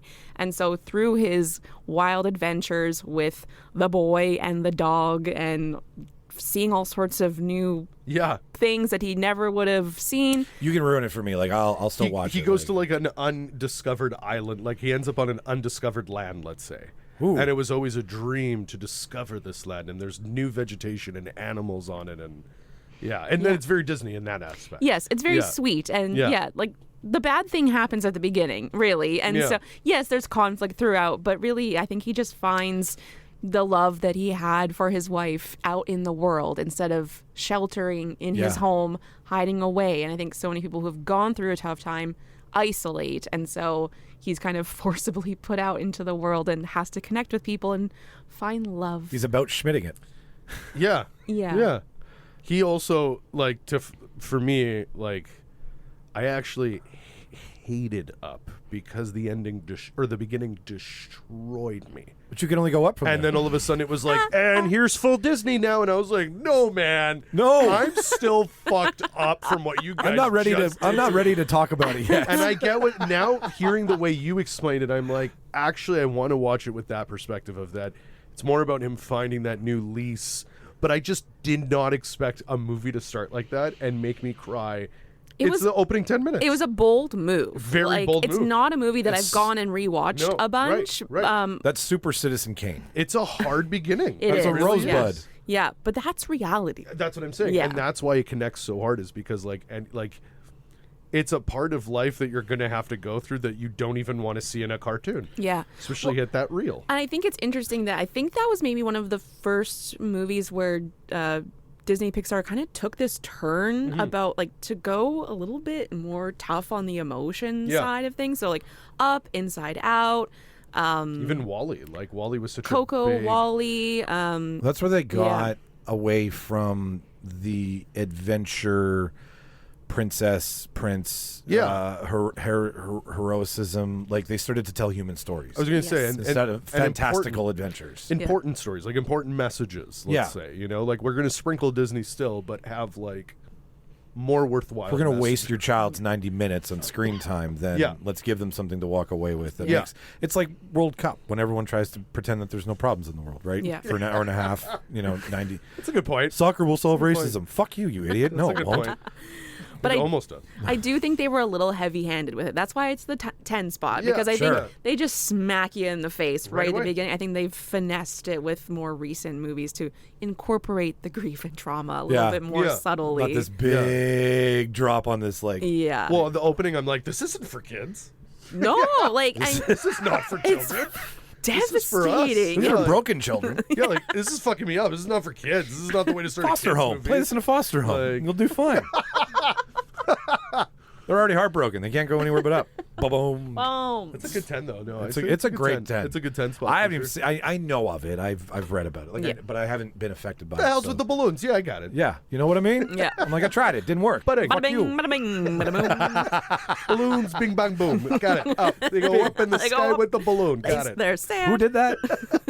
That's an SNL skit, I think. I'm trying Yeah. to remember. Bada bing, boom. Yep. What done. was that the special guest? Why do I think that's Sebastian?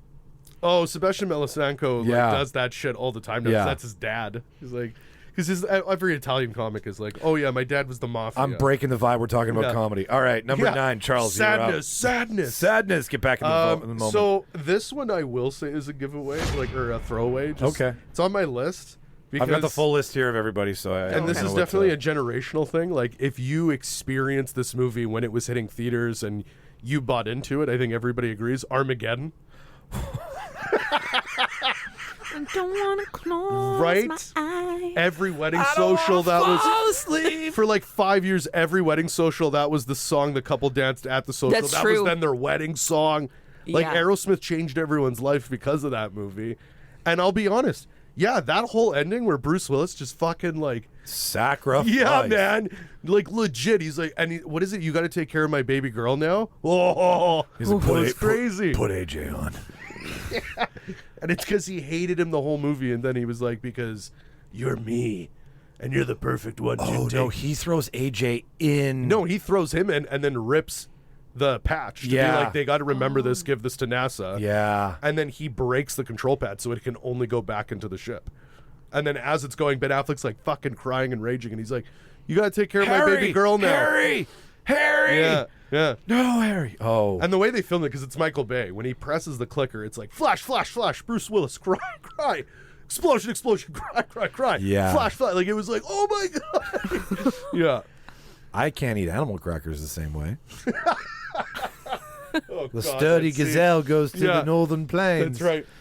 Makes right. a turnaround for the southern regions. God. I'm like, God, Ben. They made fuck. animal crackers so sexy right No now. kidding. No, but you know, it was those big hero moments, Yeah. right? And it was about saving the planet. Yeah, and it was 2.5 hours of like, are they going to do it? And not only are they, Bruce is like, sacrifice. Like, they just throw it all in the last 20 minutes of this movie.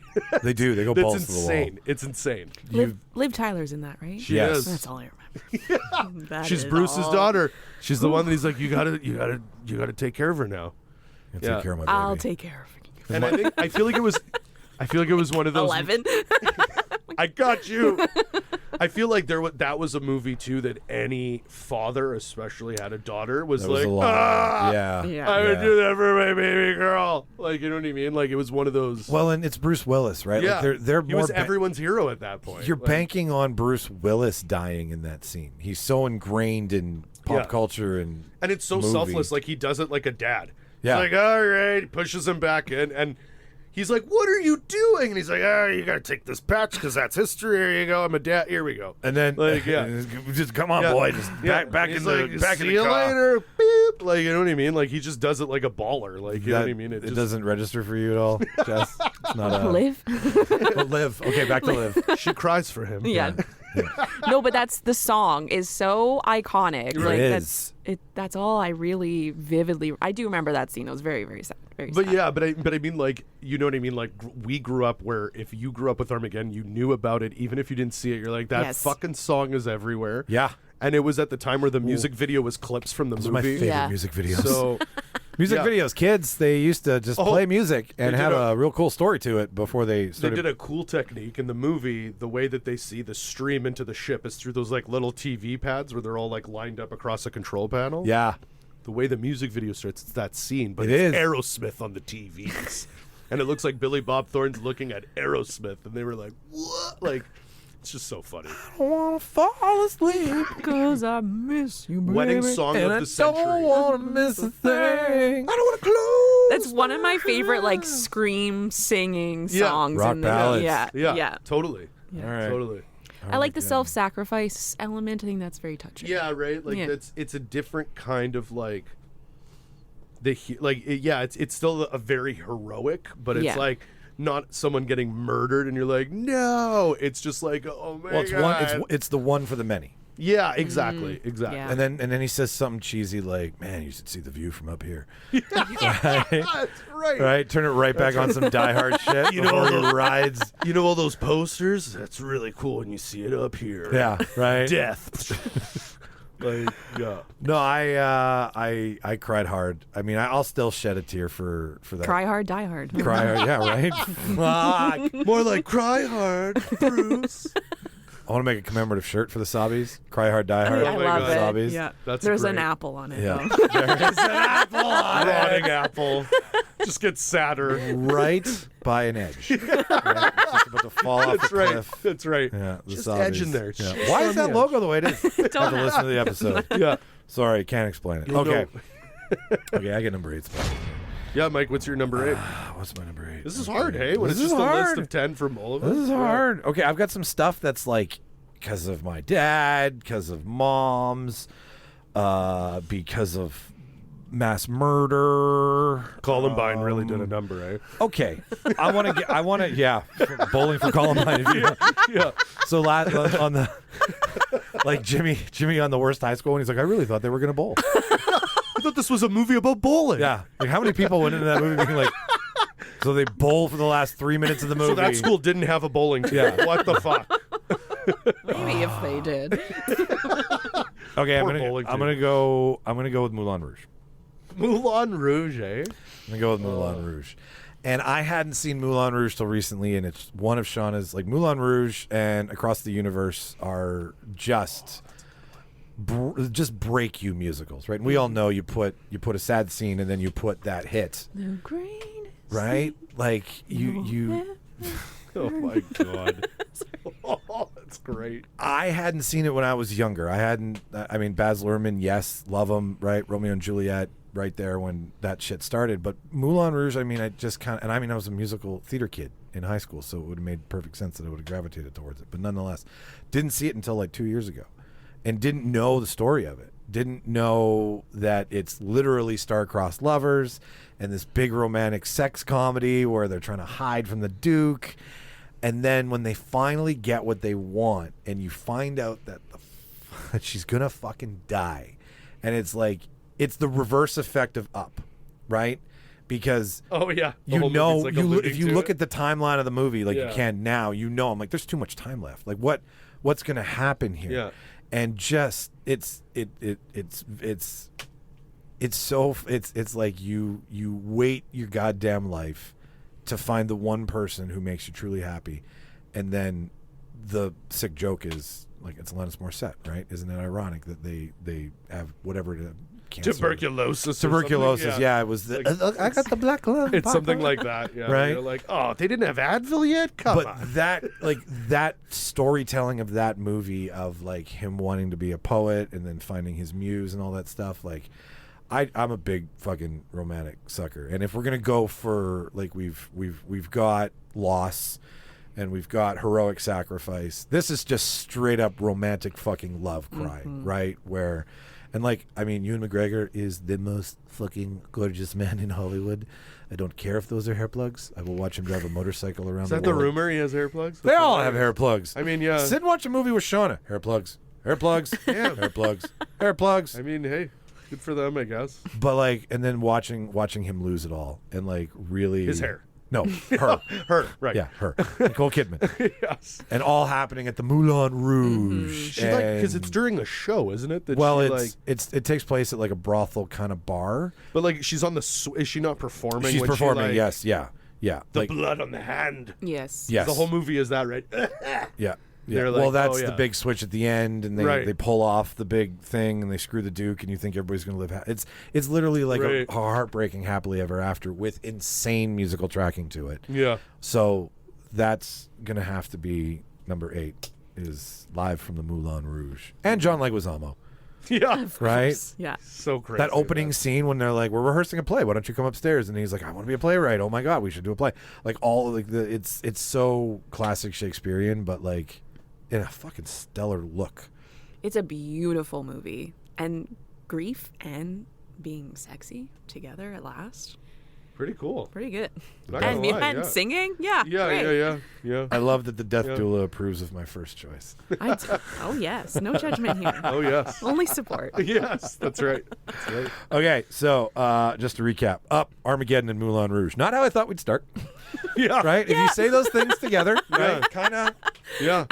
Kinda funny. It's a fun movie night. Yeah, it's a fucking... Armageddon was crazy. Moulin Rouge? Yeah. Right? Almost one more drilling. Jessica, we're back to you with number 7. Can I just clarify? Yes. I Yeah. get 2 more choices and then a top pick? Yeah.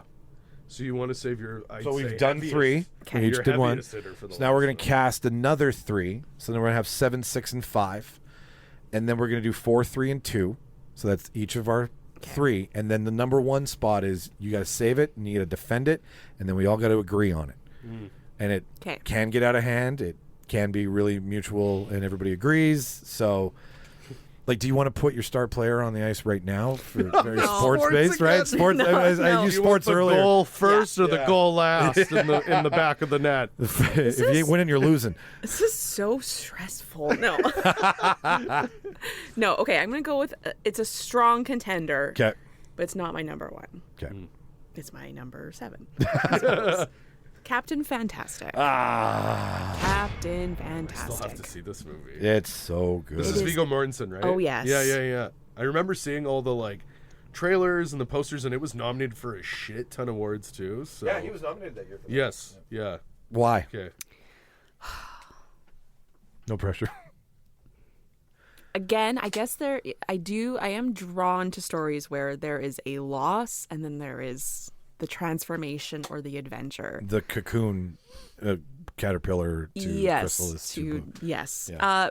To traveling hippie family. Yes, it is a traveling hippie family. Oh, so cool. The survivalist is ish. It's more complicated than Adjacent? that. Adjacent. Every child's name is a completely unique name that no one has ever been named before, which I love. Yeah. That weirdness. Just from a writer's They perspective, celebrate so Noam fun. Chomsky Day. They do.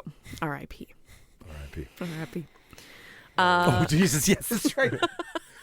Someone thought he died last week, and then they were like, no, Noam Chomsky's still very much alive. But, everybody in, some major news circles thought the fucker died. Yeah. Oh, my God. Sorry, go on. No, it's okay. It's important. It's important. Don't spread fake news. Yeah. Rest in power, Noam. So Viggo is a father, and his wife, the kid's mother, has been hospitalized due to mental health issues. And pretty early on, she does die by suicide. And so him and the kids go on an adventure, and her family is more traditional, and They're city people. They're city people. And so it's sort of this reckoning between him trying to be a good dad, protecting his kids the way that he knows how, but also trying to figure out how to navigate this world without her as well. And it's a quirky bunch. It's beautifully made. You do see his penis. Dupe. Vigo's all about that, hey? Yeah. Eastern He loves Promises. it. He fucking loves showing cock when he can. Yeah. I get it. I get it. Yeah. I'm not complaining. I said the same thing with Fassbender. I was like, well, that's what you're walking around with. I mean, I get it. It's a great way to be like, I answered your question. And really, the movie got me at the end. It's okay to talk about the ending. Yes, yeah. It's okay. Spoilers. Yeah, The family tries to do one thing with her body, bury her in a very clinical way, and they steal the body. And It's very Little Miss Sunshine. yes, it is. That's awesome. But it's just this beautiful scene where they they bring her into the van, and he's driving, and he just lets the kids be with the body, and it's just so moving. And they have they basically cremate her themselves at the end, and they're singing to her, and it's a little bit weird, but it seems beautiful too. It's very beautiful, and it is the group of people that you would maybe keep your distance from, right, but then you actually relate to them. Right. That was my journey with it. I couldn't agree more. I didn't have much in common with how they hunted for food, right? Because they lived in the wild and they would go shoot a deer. And, and like there's a lot. They live off the land, basically. Yeah, they do. They're gritters or off gritters, I guess one might say. So we should probably all do if we want to save the earth. Sure, yeah, or learn how to survive when it goes. Grow your own food. It's good. Maybe try that. Learn how to do a little garden. Yeah. And then when you got to do it on a giant scale, you'll be ready. Yeah. You'll Martian your way out of it like a Martian. That's right. I'm gonna science my way out of this. Damn taters. But I don't have a lot in common with them, but it is that beautiful. Like they've got her like almost on like they've got her angled up in the back, and they're all like around her. That seems so nice. And it's just this natural way that he wanted to, and rescuing her too. Like, and it's in a giant school bus. Like, oh, that's great, right? Like that's great. It's very quirky and adventurous, but that whole scene in the end when they get to give her what they know that she wanted. Yeah, I think that's kind of a commentary on how we've sterilized death and things and removed ourselves from the process, and to see these kids like holding their mother and crying, and like it was very refreshing, I think. I love the scene where he fakes a heart attack in the store and then they just shoplift. That's great. Yeah. That's great. That's great. That's great. And like he's from the city. Like he's not like completely ignorant to it, but he was like, we're not going to raise our kids. Yeah, in this city and sucks. Stuff. Yeah, city sucks, right? So you've got that push there too. I also think it's just I was raised very Catholic in very Catholic ways. The way they process death is they have. It's all right. I made it. Here we are. They process death like they have something called. They have something called prayers, where it's an open casket usually, and it's a last way to see the body before it's officially, being buried. And the idea is like you can see the body, you can touch a hand, I guess, if you want, whatever. But I feel, but I feel like this is like the same concept, but almost like, I don't know. It seems like it's more hippie. Yeah, but it like more organic. like the idea that they're celebrating death in such a way is kind of incredible, because even doing these prayers, like they're in a casket, it's still very much like, okay, let go. You know what I mean? Like it's the idea of actually spending a moment with like the last, with the body, and it's the last moment they're all together. I think that's really what you're wanting to do. I think. Well, and you root for the family too, right? Of course, you really want them to, because they're fighting the evil grandparents who just they're fighting the system, man. They want to put her in a big mausoleum and be like, look how much money we have. We spent on marble. And that shit's like, it's crazy. I mean, Jimmy has told us. Yes. The markup on caskets it's crazy. Criminal. How much money is in like death? I hate to say it like that, but it's crazy. I firmly approve. It's a great pick. Charles, number 6. Oh shit. Okay. This one, I realize I have a lot of animal ones on my list. You so I'm do. Like, may as well throw one of these out. The one so we mentioned Neverending Story, which was pretty. Yeah, like that one was pretty hardcore. None of us have it on our list, listener. I think Homeward Bound fucked me up way more, especially when I was a kid, because I didn't have a dog or like I didn't have an animal growing up at this time. So I wanted nothing more than to have my own dog. And then this is a story about a family that has like 2 dogs and a cat.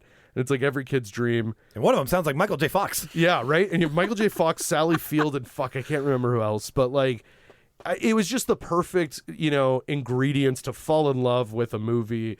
And especially with like animal, and what I love is it's not CGI; it's real animals. It's like the animal's going to do that, so we got to write the story around that. That's right. And we will do a lot of dialogue if the animal's looking at the camera. If it's not, it'll be more internal monologue. Yep. Right? Like they knew how to do it well, and it's that. Oh, they knew how to do it. It's that fucking ending where they get trapped under the train. Yes. The mudslide, and the oldest dog, this beautiful golden retriever, Shadow. I think his name's Shadow. Yeah. And he's the one that he's been like keeping them together. He's the one that's like, we're going to get home. He's the dad. Yeah. And the dad can't get out, and they actually leave him. And he tells them to leave him. And just, it kills you. And then you have that moment at the end. They, like, again, this director knows what he's doing. One at a time, the dog Sassy. comes. Yeah, Sassy The cat. comes. The daughter's all happy. Then Chance comes. Michael J. Fox is so happy. That kid's happy. And then the oldest son, where's my dog? Where's Shadow? He was just too old. He was just too old. He couldn't make it. And then there he fucking is when the kid has turned his back. Stop being dinner theater and making me cry. It was just so good. And it's a grief moment, but it's also like it's in literally 2 minutes you experience one of the saddest things, then one of the most joyous things. And I don't think I can remember a movie that young that like really did that. Because I don't really remember Bambi. Well, I know Bambi's mom dies, right? Like I know that, but I don't remember that. You're also watching like Gummy Bears. That's what I mean. And, like the Saturday fact morning that these were cartoons, real. So, like, yeah, you're. And the way they film Chance, it's like close-ups of the paws just sinking in the mud, and they Shadow. they get a couple shots of Shadow. Sorry, and like he starts to climb and slides back down, and the other one's already out. Like, Imagine the dog that didn't make it. No, imagine how many dogs they went through. how many shadows are in that landslide. Yeah, and that's way scene, before the pet of people. Yeah, were that's right. Giving 2 fucks. Yeah, About it. PETA didn't exist yet. That's why. I don't think. What is it? Something humane that is in charge of all that? Oh, I don't think that. I hope they were. I around hope to back then. God there's somebody in church that helping those animals are okay. No, it is. You know what? It's one of those childhood traumatic experiences that we all had watching that movie. Like it is. It's like watching your goldfish die. Right? It's understand because death of a pet is the first. It's kind of like death. That was the first movie that I realized, like, oh my God, animals die. Okay, but shit. how did you get there? Because the animal didn't die. No, Was it a perception of I think loss? I think that's what it was, and it's also because I identified as the kid who's like, "Where's my dog?" And I didn't have a dog at this time, so it was like, "Oh shit!" And the way they film it, like he turns his back, he starts to go in the house sobbing, and then someone's like, "Wait!" Yeah. And then all of a sudden, Shadow just runs into his mark, and he's limping too. Like, so it's like one of those things where they just and the music, it's like, oh my God, the music goes down and it's over, and then all of a sudden it's like coming back. Literally. And that whole time he's running, everyone's like, Shadow, you did it. He's like running, like, I don't know. Like, I think it was just like I felt that moment, and it was the idea of like, well, it was the bait and switch. Yeah, I guess so. I guess so. They tricked you. They did. Actually. Your little young they mind. fucked me up. It fucked me up, man. Like I can't imagine when Cookie. And now movies now when I watch like from that age when you watch movies with an animal like Marley and Me, I'm like, no, he'll be okay at the end. It like tricked me, right? I'm like, no, he'll be okay at the end because Shadow was okay in the end. I thought you were gonna go with the Marley and Me. Marley and Me was but I think Homeward Bound was my generation's Marley and Me. Let's say, oh yeah, Marley and Me did fuck me up. Don't get me wrong. Yeah. That is a hard. And anyone that's had an animal and has gone through that, you know, it's a one and done. I need to watch. I have not watched it. You don't need to. I haven't either. You probably, if you live it, you don't need to watch it. Animals die. And one of the saddest, again, it's the whole ending of the movie is like, oh, Marley ran away again. Oh, why is he hiding under here? Oh, it's because he's sick and he knows he's dying, and that's what dogs do. They go to be alone, or animals in general. I think cats do it too. They No, go cats to be alone. come close. Oh, really? Okay, Cats so want- some dogs, like, and I my know, dog, my childhood yeah. dog went underneath our deck when she knew. She was like, oh, and we couldn't find her. And then when we found her under the deck, it was like, why are you making this worse? There's spiders under here. She didn't end up dying. It's a crazy story, but she got poisoned. She got poisoned. No! Yeah, and she ate rat poison, and then she went under there because she was like seizuring basically. Oh. And then my dad brought her back to life, rescued her under the deck. He gave her that shit that you make people like you make animals drink to throw Wait up a minute, everything. hang on. Is your last name rehabilitated. Doolittle? Dude, it was insane. My dad rehabilitated. That dog lived for like 5 more years. She lived until she was 16. Your dad has powers. My dad's insane. She went blind and deaf, but I'm pretty sure because of it. Portuguese magic. But she was happy. The dark magic. But anyways, like it was one, and I didn't like again. Yeah, Marley and Me was like it gives you the reality of what that process really is, Yeah. and I feel like you don't need to watch it, and especially if you have an animal, good chance you're probably gonna live it. So you don't need to watch a movie Yeah. about it. Really don't.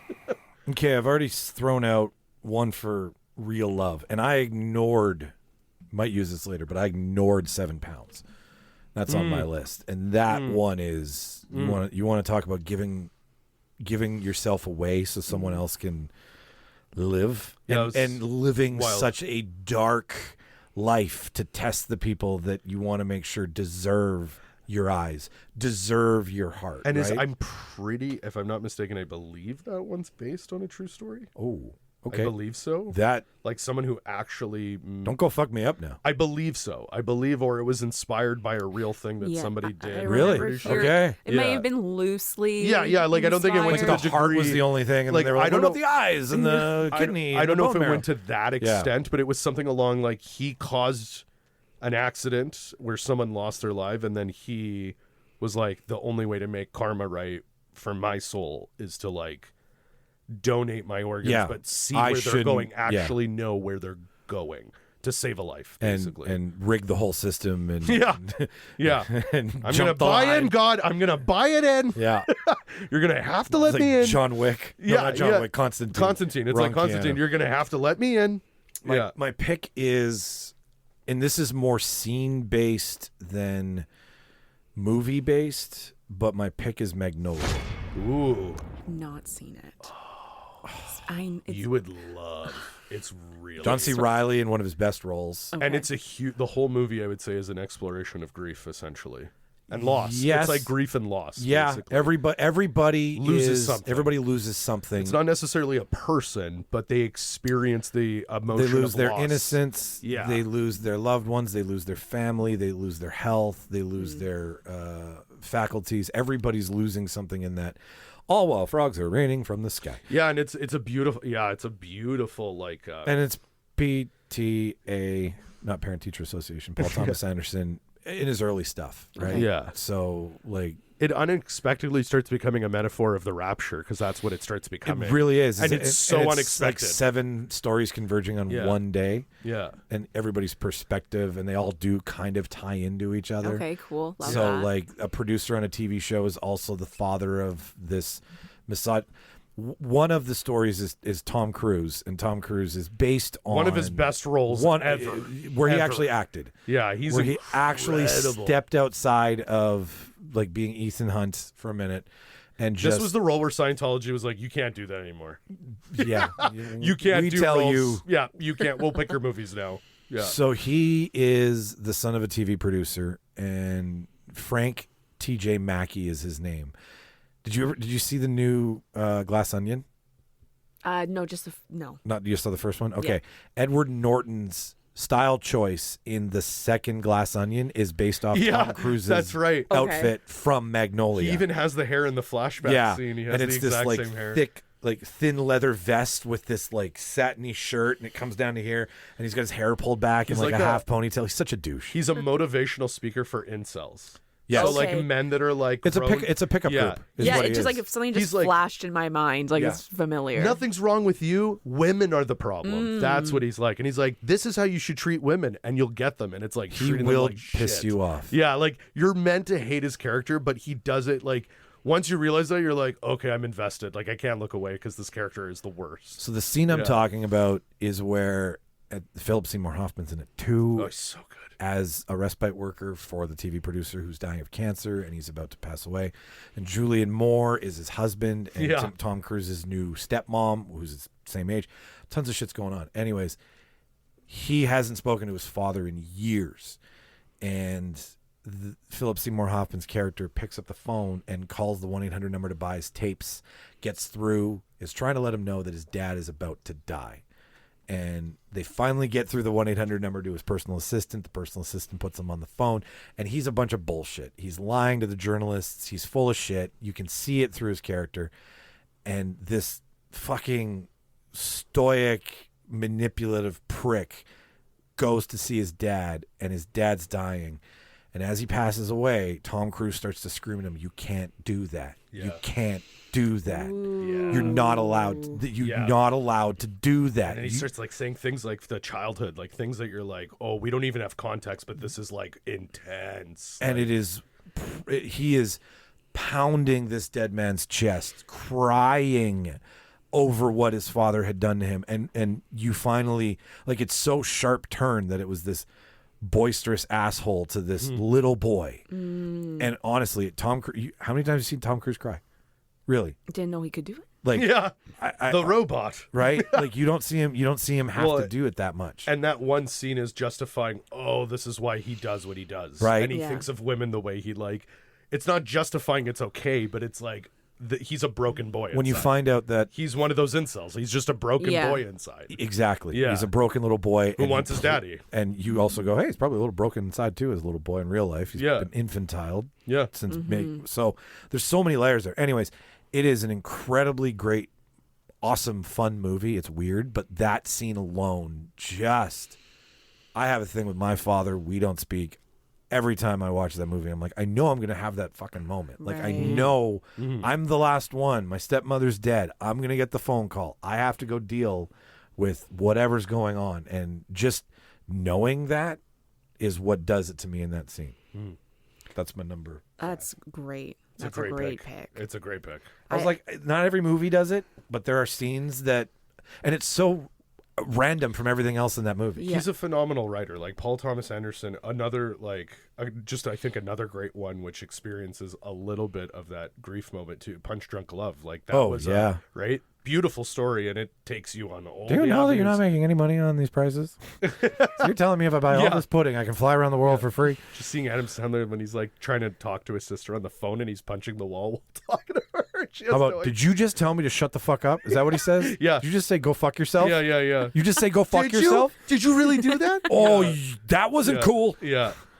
I love a good unraveling moment like that. Like, and it's like cathartic for us to see someone else fall apart, and especially when it's unexpected. That's like that really punches you right in the chest. Like he walks in and he's like, "You fucking asshole!" Like he's just seething and spitting venom, and then he slowly goes into, and then his head goes down, and then the shakes start happening. And you think he's laughing, but then he comes up and he is just sobbing. And he is a little bit like you hear it a bit. It's like a Joker moment breaking, but then when he lifts his head up, he's a boy. He's laughing that he's upset about it, but then he just, and the camera hysterics. The camera, the whole shot is you don't see the dad's face, you just see the shoulder and the chest, and it's all on Cruz. Yeah, it's looking at him. It's a tight shot. Yeah. So how many fucking takes did that boy have to do to get there? That's a definite. When they say cut, you got it. Like Cruz goes off set into his trailer, and you're like, "Can nobody talk to him until he comes out?" Because he went somewhere for sure. Oh God, I mean, you see it in that whole scene.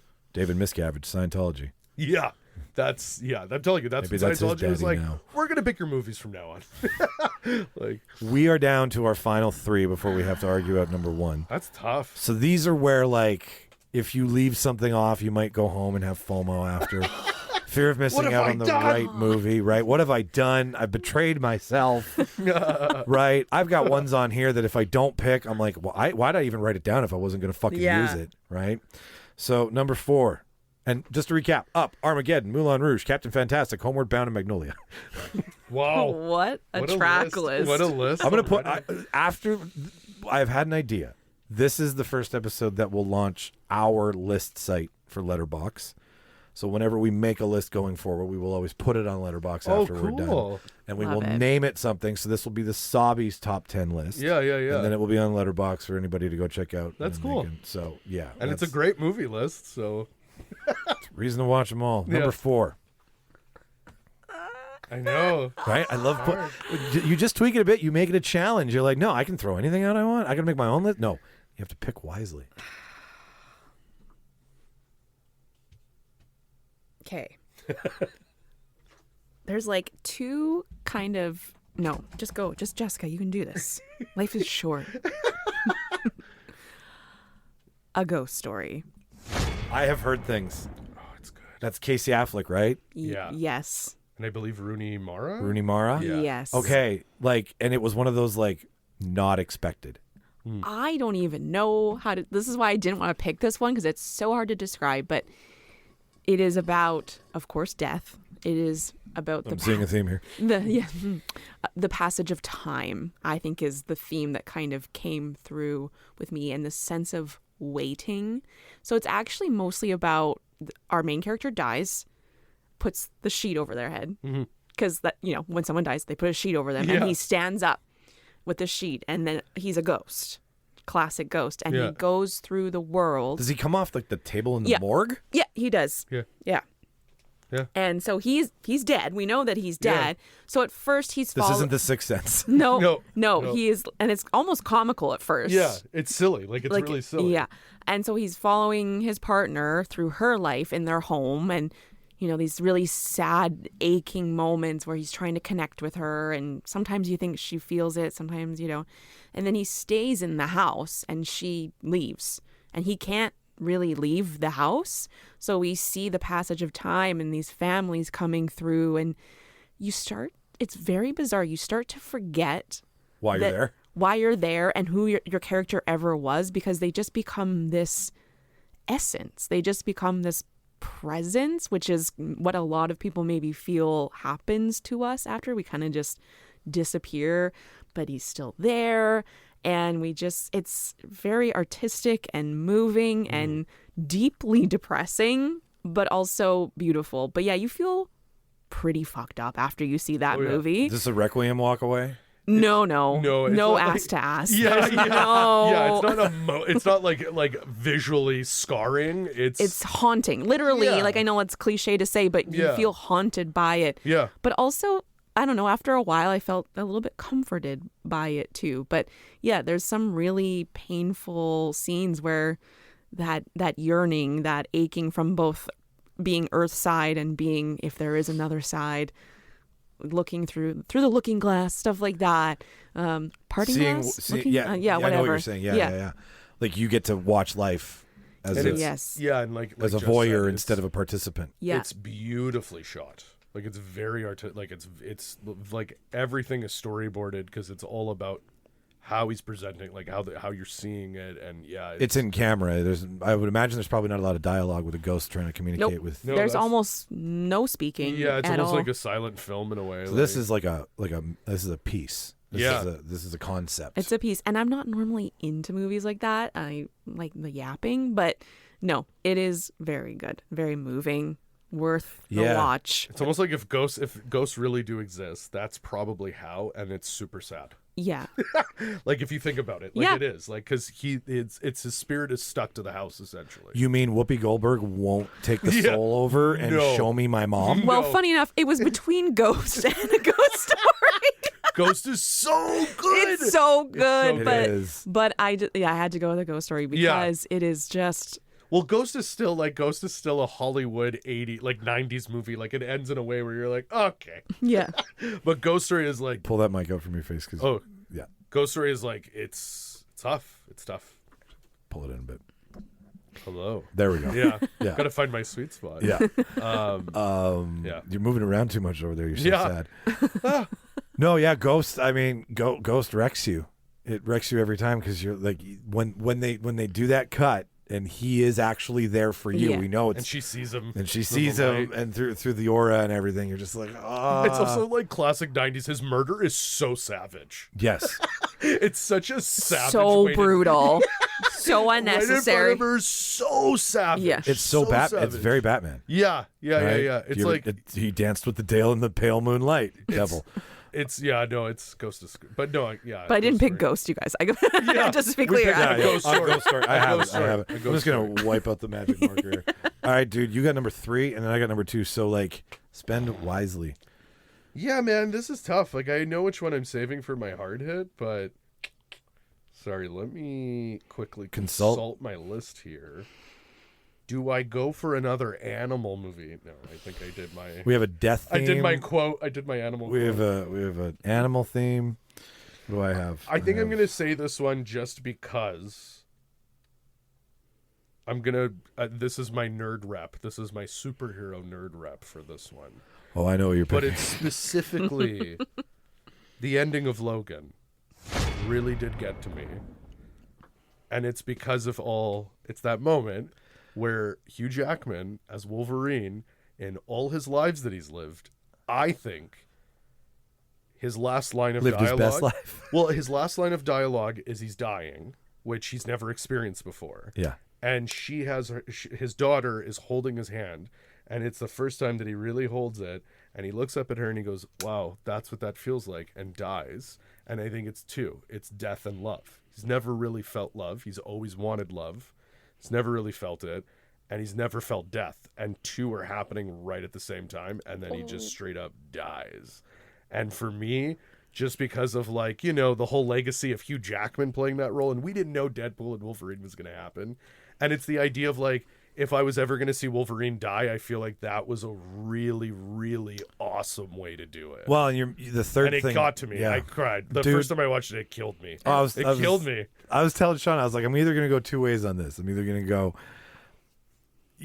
you picked Logan, or like, I know exactly why you picked Logan. Yeah. Like, It also has there's another moment where they have a beautiful moment where they meet this family, and Logan says from the beginning, we shouldn't be here. We're going to get these people in danger. And unfortunately, they get murdered. They all bite it. Fuck. Yeah. And that was another moment where, and Professor X's death is really sad. He's having a lapse of his dementia, and he's almost crying a little bit. And then the wrong Wolverine, because he's cloned again, just fucking stabs him, I think, through the chest right here. And then That's Weapon X, right? That's X-24. X-24. And then X gonna give it to you. The Wolverine we know is carrying Charles in a big bundle of blankets, and he's telling him you're going to be okay, and he's literally dying out in the truck, and he's crying, and then he doesn't have time to cry because then he's like, oh fuck, I got to fight this. You know what I mean? And also we lost Hugh Jackman that day as Wolverine. Yeah. Well, and soon that shall return back. Yeah. Does he come back? Is he going to come back? Well, he's in Deadpool July and Wolverine. 26th, And, so... I mean, it's a variant Wolverine, I assume, because he doesn't look as old and battered to shit as he is in Logan, right? So we have to tread carefully. We were so close to the end. Yes, so sorry. Death. I'm going with the Logan's save... death scene in Logan for me, I will say. No, I dig it. James Mangold, right? Yeah. And I didn't expect it, man. You don't expect that kind of violence from him either, too. I kind of knew. You're halfway through the movie, and I'm like, yeah, I could see this as his last hurrah, but how the fuck are they still going to do this? And then they go for it, and it's epic. Yeah, it is. And it's really good. It was the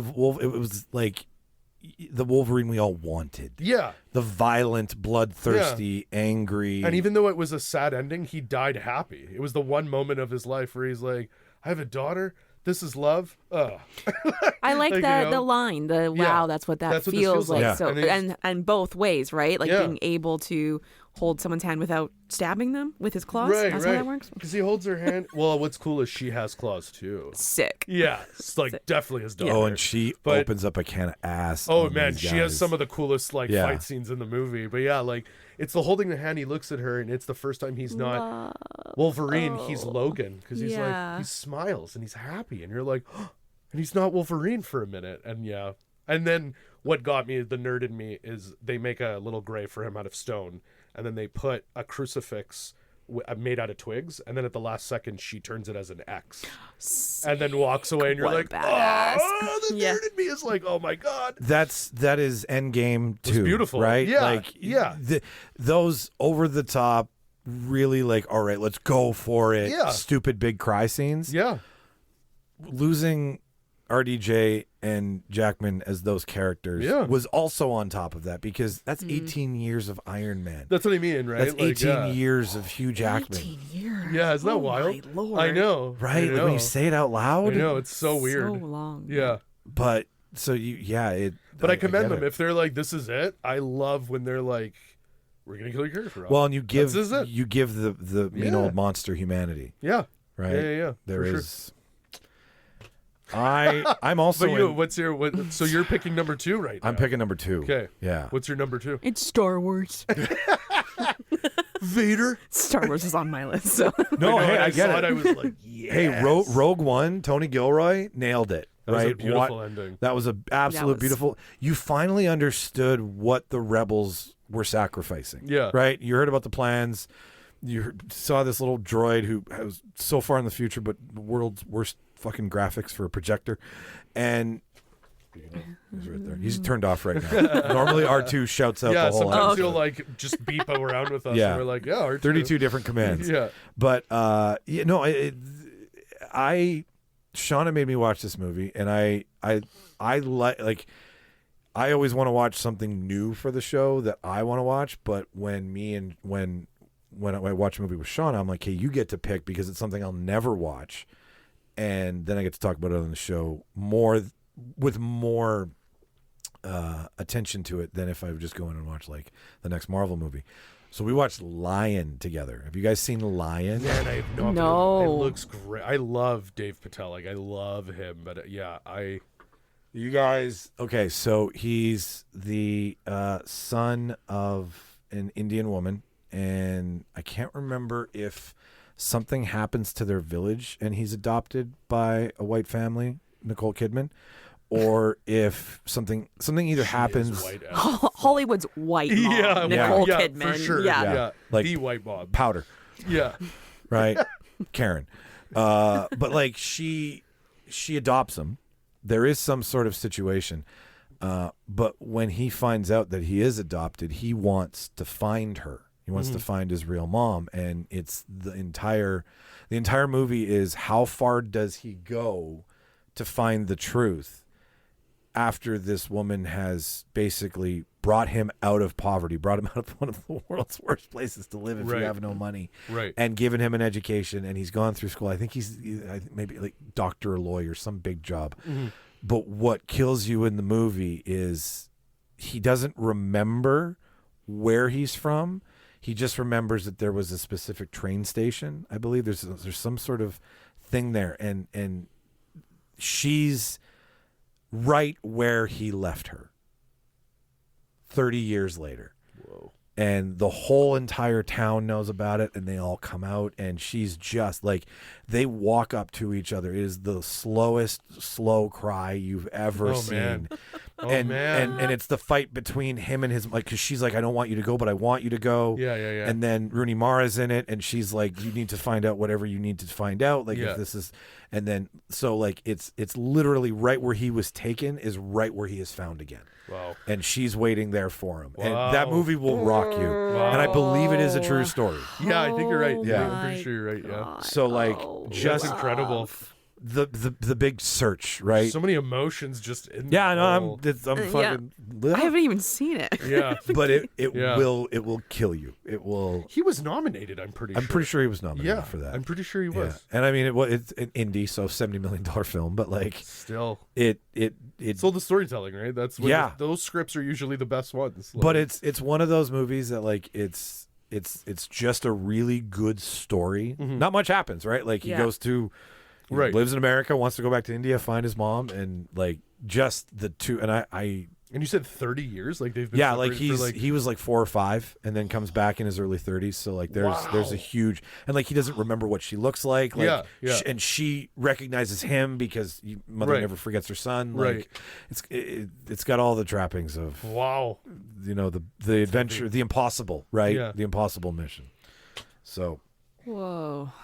let's recap before we have to do this. That's heavy. Number 10 is Up. Number 9 is Armageddon. Number 8 is Moulin Rouge. Number 7 is Captain Fantastic. Number 6 is Homeward Bound. Number 5 is Magnolia. Number 4 is A Ghost Story. Number 3 is Logan. Number 2 is Lion. We are going to get roasted for this list. Oh, yeah. What the fuck is this? Right? But like when you're forced to choose. I also love, too, is like by a list, I think you can see so much by the generation. Yeah. Just like the picks, it's like it does show an age range a bit. You know what I mean? And what I love is I think it's great. Like I think it shows a really awesome range of I think it's like, grief. And I mean, you can get mad at our listener all you want. Tell us what we did wrong. This is where that little voicemail that we tell you about every week comes into play. If you think that something should have been on this list, then you go to our social media or the show notes and yell at us, and we'll play it. Like we have no problem as long as. Please don't yell at me. I can't take it. Guests are off limits. I'm sorry. You're safe. Don't they worry need to about come it. back. Yeah. They need to want to come back. Yeah. But me and Charles are fair game. And this list will, like I said, we'll make a letterbox for the show lists, and this will be. I'm looking forward to doing that. So it's gonna be like, who the fuck picked Homeward Bound and Logan? What the fuck is that? Well, right, but like scrolling across that, you'll see the Sobbies, and you'll see the top 10 list from episode 251 from the Real Debaters podcast, the top 10 movies that we have cried to. If this becomes an annual thing, then we have heavy hitters that we're like, I know, right? Fuck, I got so many in the chamber, man. That's right. That's right. I feel like we're locked in for at least the next 10 years. Yeah, that's right. Oh yeah, we have a 10-year deal with this, so we're good. Yeah. So you get to go last. Yes. So that you have time to think into the advantage. We're gonna give her a little bit of an advantage here. So we're picking her heavy hitter. This is the one that like because we're gonna pick our 2 and then she's gonna be able to react off that. Yes. Yeah. Right. Yep. Not make it too hard. So do you want to go first or do you want me to go first? I can go first. That's okay. Okay. The floor is yours. So this one was like when you said pick your heavy hitter, I got a really good response when I posted this in the group as well. And this movie is like, to me, I still think it's the saddest. Go on. You're outraged. I still think it's the saddest movie I've ever seen, and the fact that it's a documentary makes it so much more real. But Dear Zachary, I think is probably... You'll have to explain it to me. I haven't. You have no idea this. No frame. Oh, man, it's one of the saddest stories. Basically, long story short, the reason why it's called Dear Zachary is this guy was like a theater guy, a film guy like us. He made short films with his buddy. And then, unfortunately, he gets tragically murdered. Right before he got murdered, he found out that he was going to have a baby with his partner.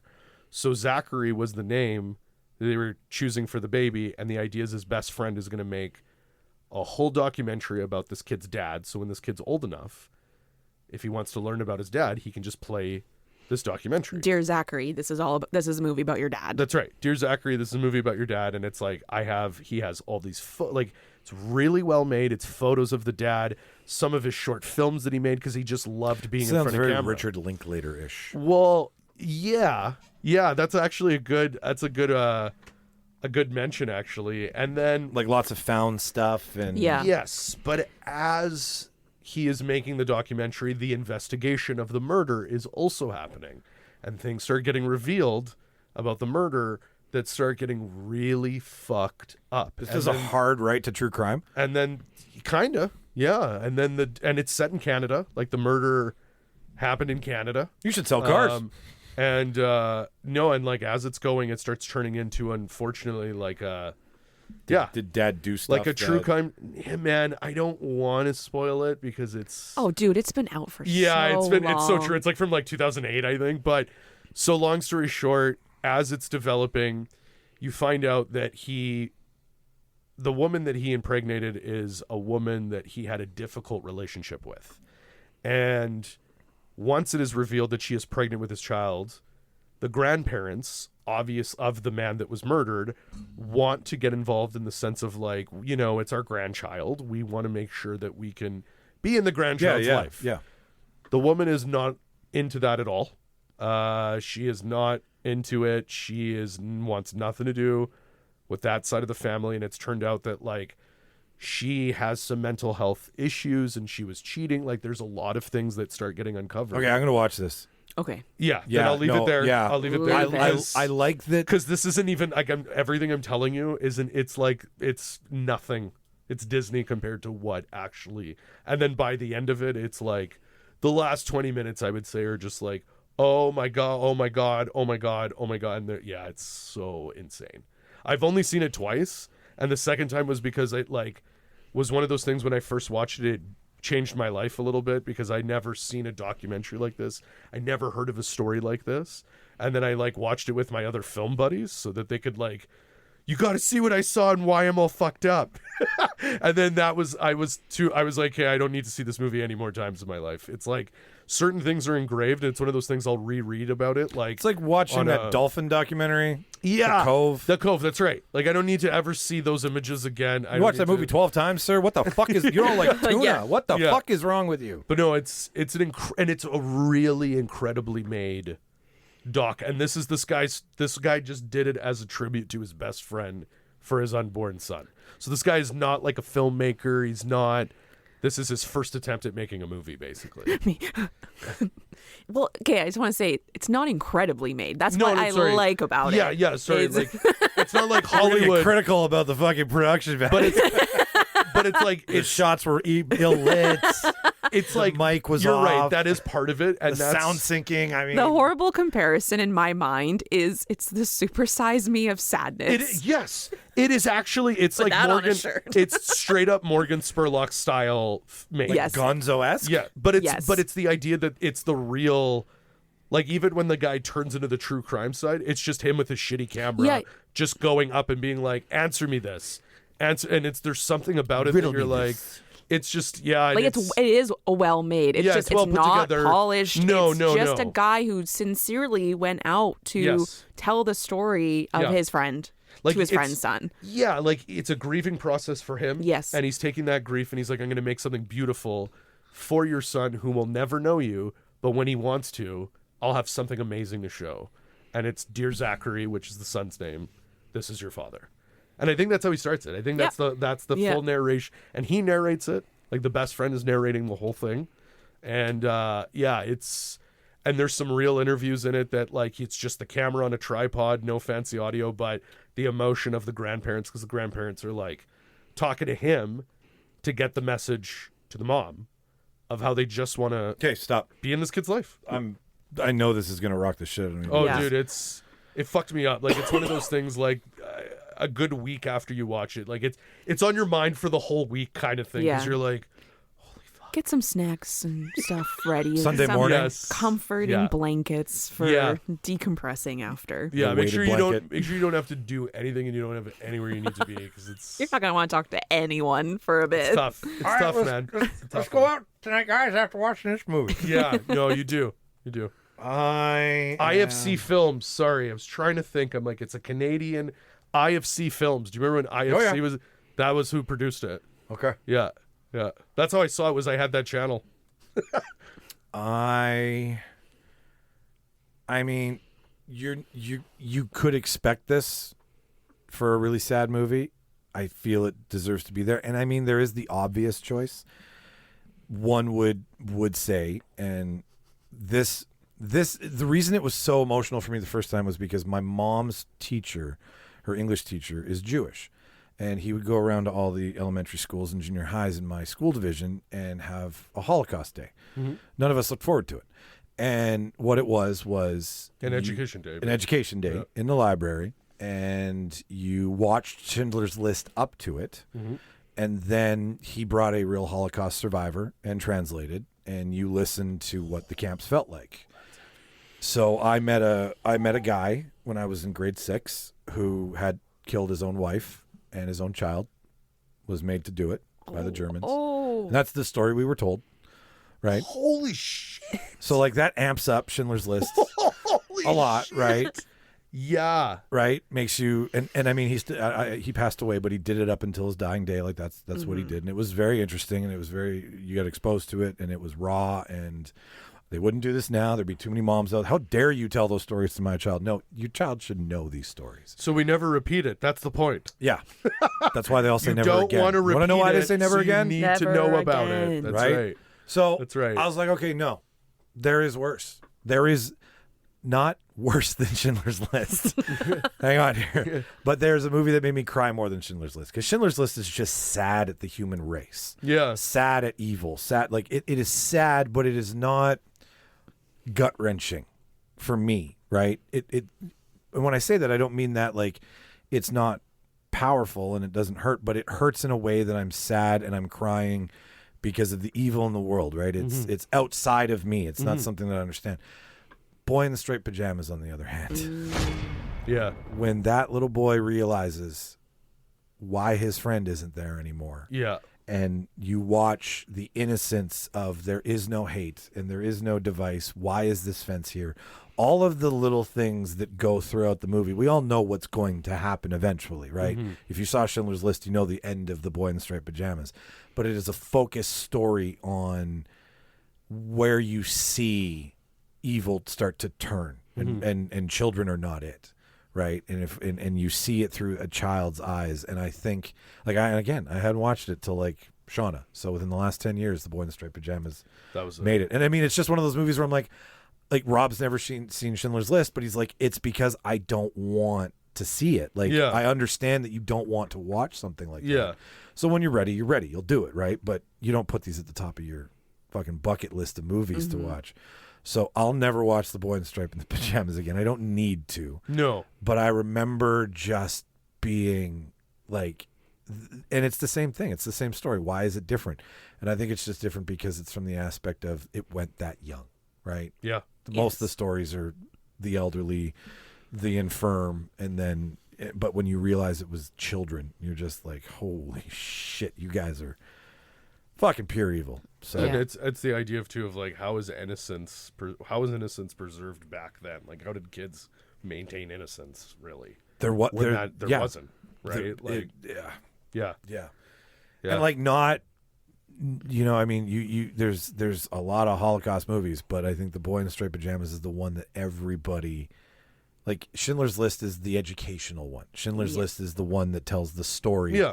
of what happened, but this tells the story of innocence lost. And Well, it's a story of one, like Yeah. the one relationship, It is one yeah, it's- child, and yeah. I think that kind of makes it personal for people. And unfortunately, that's just true, right? You hear about the sheer number of people, and it's horrible, but it's when you put that personal. get lost in the numbers. Yeah, you don't. You tell one story, and that's what gets people. like Life is Beautiful, right? Yes, like, that's the other one, You yeah. get It it. was it was between that and Dear Zachary because Life is Beautiful. It's the same. Fucking thing. Same Benigni thing. just Yeah. you know, in Life is Beautiful, Room, right? Yeah. Like Yeah. you know, all Yeah. those things where it's like I'm trying to shelter you, I'm trying to hide you Yeah. from the world, right? Yeah. Like that kid's parents they really didn't want to have a conversation with their son about what they were doing. And I mean, now that I've also seen The Zone of Interest, Yeah. like that one, Yeah. I wonder if that was Rudolf Hess and that story, because that's the fence Yeah. next to Auschwitz, Yeah. Yeah. right? So Yeah. you got to wonder like how much of that story is I mean, It's also like you said, it's one of those things like what you were saying too, Jess, is we know World War II, we know the events, we know it was bad, but then when you take it down and single out a story, you get nuance like out of it. The Boy in the Striped Pajamas, or even like Zone of Interest, and you are like, even within, like, we know the scope of the horribleness, but like let's look at what makes up all that horribleness, and you take stories like that, and it breaks you down emotionally. It's anecdotal, but it's Totally. and yeah, I mean as much as I love The Zone of Interest, I will say filmmaking wise, the hard cut at the end really fucking pissed me off. You were so Oh my god, I went on a tyrant. I was like, this was such a powerful movie. Everybody needs to watch this movie. And then all of a sudden you're rooting for these two fucking asshole Germans to get what's coming to them, and you just want to see them burn and die and be tortured, and then nothing. And then Jimmy's like, Talk "But about Mike, edging." They ended though. Like the Nazis lose the war, Mike. And I was like, no, I wanted to see I them know, lose but I it. Yeah. want to see it. I see it. spent time It's that watching. Inglorious Bastards Yes. moment where you see Hitler's face getting blown off. I and they're wanted to see the smiling bear while killing Jew him. come out Yeah, Yeah. and fucking clean house Yeah. with these people. I give Tarantino that. I will say I did not expect it, and I was like, yeah, I get it, because like Schindler's List wouldn't do that. You know, all these other big movies, and Tarantino's a psycho, so he's like, I'll do it. Why the fuck not? Yeah, yeah, So we've come. We've got ours in. yeah. Oh no! You've had all the time in the world to sit over there and be the like, hardest moment of the how night. do I top this list? I've known for me since the beginning what my number one was. It is a TV show, Ah, and it is Fleabag. it's so good. It is so good. It's you know what? When I first saw it, sorry to cut you up. When I first saw it, I was like, finally, women have a Californication. I've never seen California. A good dirtbag show. A good dirtbag show where like Yeah. it's not about being dainty, it's not about being presentable, it's about being real, and it's about mistakes and fucking up. But go on. Well, I love the mess of it. Absolutely. The messy grief, the bad behavior. You're still rooting for her. Yes. But you're like, come on, girl, get it together. Yeah. And the timing was perfect in my life. I was at a point where I had gone through multiple losses, but it had been a couple years, and I was like, get it together. Like, what are you doing? You're such a hot Fleabag. mess. You are such a flea bag. And like, and then I just sat there watching it. And I think by the time I watched it, both seasons were out. And I didn't even know that there was only 2 seasons. So the show ended. I was like, well, when's the... Third. Oh, that's it, huh? So yeah, I mean, her grief is messy. She is having sex with everyone Priests. and priests. It's quite hot. That was unreal. That was awesome. Yeah. And then, you know, the ending. The ending is so sad. I And- don't know. I watched the first season. I haven't finished it, so I don't my know. God, So you you can gotta ruin finish it. it. You can ruin it for me. That's fine. Shauna watched No, it. Finish it. We're not going to ruin Dear Zachary for you. You have to just finish it, man. You got to finish it. It's so good. But dude. how can I win if he doesn't know the ending? Yeah, no. Yeah, That's a good point. that's a very good point. You- I you- think the end. I'm gonna ruin the ending. I Do like it. how we get there. This is I'm my okay. show. Yeah, this is You're the guest, damn it. I'm a princess, damn it. creative Look at control. me. So, something that is very important, if you haven't seen Fleabag, or even if you had, is that she turns to camera and speaks to us. She's a fourth wall breaking all day long. All day long. And the only person who seems to pick up on that is the priest. He will turn to the camera and go, "What was that?" That's right. I do remember that. Yeah. And we It's don't great. quite know what he's seeing, but we know that she goes somewhere, which is what a lot of us do when we're struggling with something, and Yeah. she goes away from reality to cope, and he's the only one that sees that in her, and he is also wrestling with his relationship with faith and God and sex and all these things, and so they do hook up, and they're giddy, and she's like, is it love or is it God? And he's like, I don't know. And so they go to her dad gets married, all this stuff, and it's so Take a minute. she leaves the party and whatever, and they meet up where they've met up before at the bus bench, and Her and the priest? her and the priest are just sitting there having this moment, and she goes, it's God, isn't it? And he goes, yeah. And then she says, I love you. And he says, it'll pass. It'll pass is like, people are getting that tattooed on themselves, but it's like the most heartbreaking thing. So he's picked God in that scenario instead of love. Not exactly. God is love to him. I mean, people interpret this all sorts of ways, right? He does turn to her and say, I love you too. And you just see like one tear like fall down his cheek. And so he does leave, and she sits there for quite a while, and she gets up to leave, and we're following her, and she turns to the camera and goes, no. And she walks away from us. And it's like this wild moment of like, oh, she's healing, and healing is so brutal. Like, healing is so painful, but she's finding her way. She doesn't need us anymore. She's actually like okay with herself. Because we were who she was talking to. We were her security blanket, essentially. Yeah. And she finally was able to love, even though it was not returned in the way that she wanted. She finally could love again after all that loss. So she's like done with us. She's but she leaves us in such a like nice way. Yeah. She's kind of smirking and goes, kind of no. And then we just watch her, and she turns back and kind of, and she just keeps walking away. It's beautiful. It's great. It's like John Wick, but not so violent. Yeah. Off into the sunset. Yeah. And it's so true the way that he's telling, like, he's basically saying, I love you through God, and God brought us this love. So it is God, because without God, this wouldn't have happened. Whereas, like, that's how I'm seeing, because again, him being a priest. It is, but it's like, kind of like, and his like a lot of people interpret it differently. It's like, if, I would have been upset if he was like, it's God. It's not like that. It's something special to him that he just says, like, it's a relationship that he needs to keep sacred, and he can't have both. And that's why he didn't want to sleep with her. He's like, if I sleep with you, I'll fall in love with you. And she's like, I'm like, no, and then they do fall in love, but then he has to walk away. It's crazy. It'll pass. Yeah, that's such a... And she wrote everything, right? Oh, Phoebe wrote That was a one-man show before it Yeah. was, or one-woman show before it was a... Yeah. So the fact that, like, that's a fringe play is what that was, actually. Which is crazy. Right. Yeah. She made it. But seeing it like that, like hearing, like knowing that, that's the last line and everything, it's like, that's such a powerful... The opening breakdown of her and her little cafe is one of the perfect intros to any show I've ever seen, where you're just It's like... just the Brits, man. They know it's her, how though. to write. It's and her, they yeah. know, like, there's something about the way that they conquer either a commentary on things or real life situation. I don't know. They're on another level in terms, because I had never seen storytelling like that until Fleabag. I've actually read the script. Blew my mind. They call it like the scriptures, which is hilarious. That's hilarious. But just like little things that, like, so the character that she meets on the bus with the big teeth, his name is Bus Rodent in the script.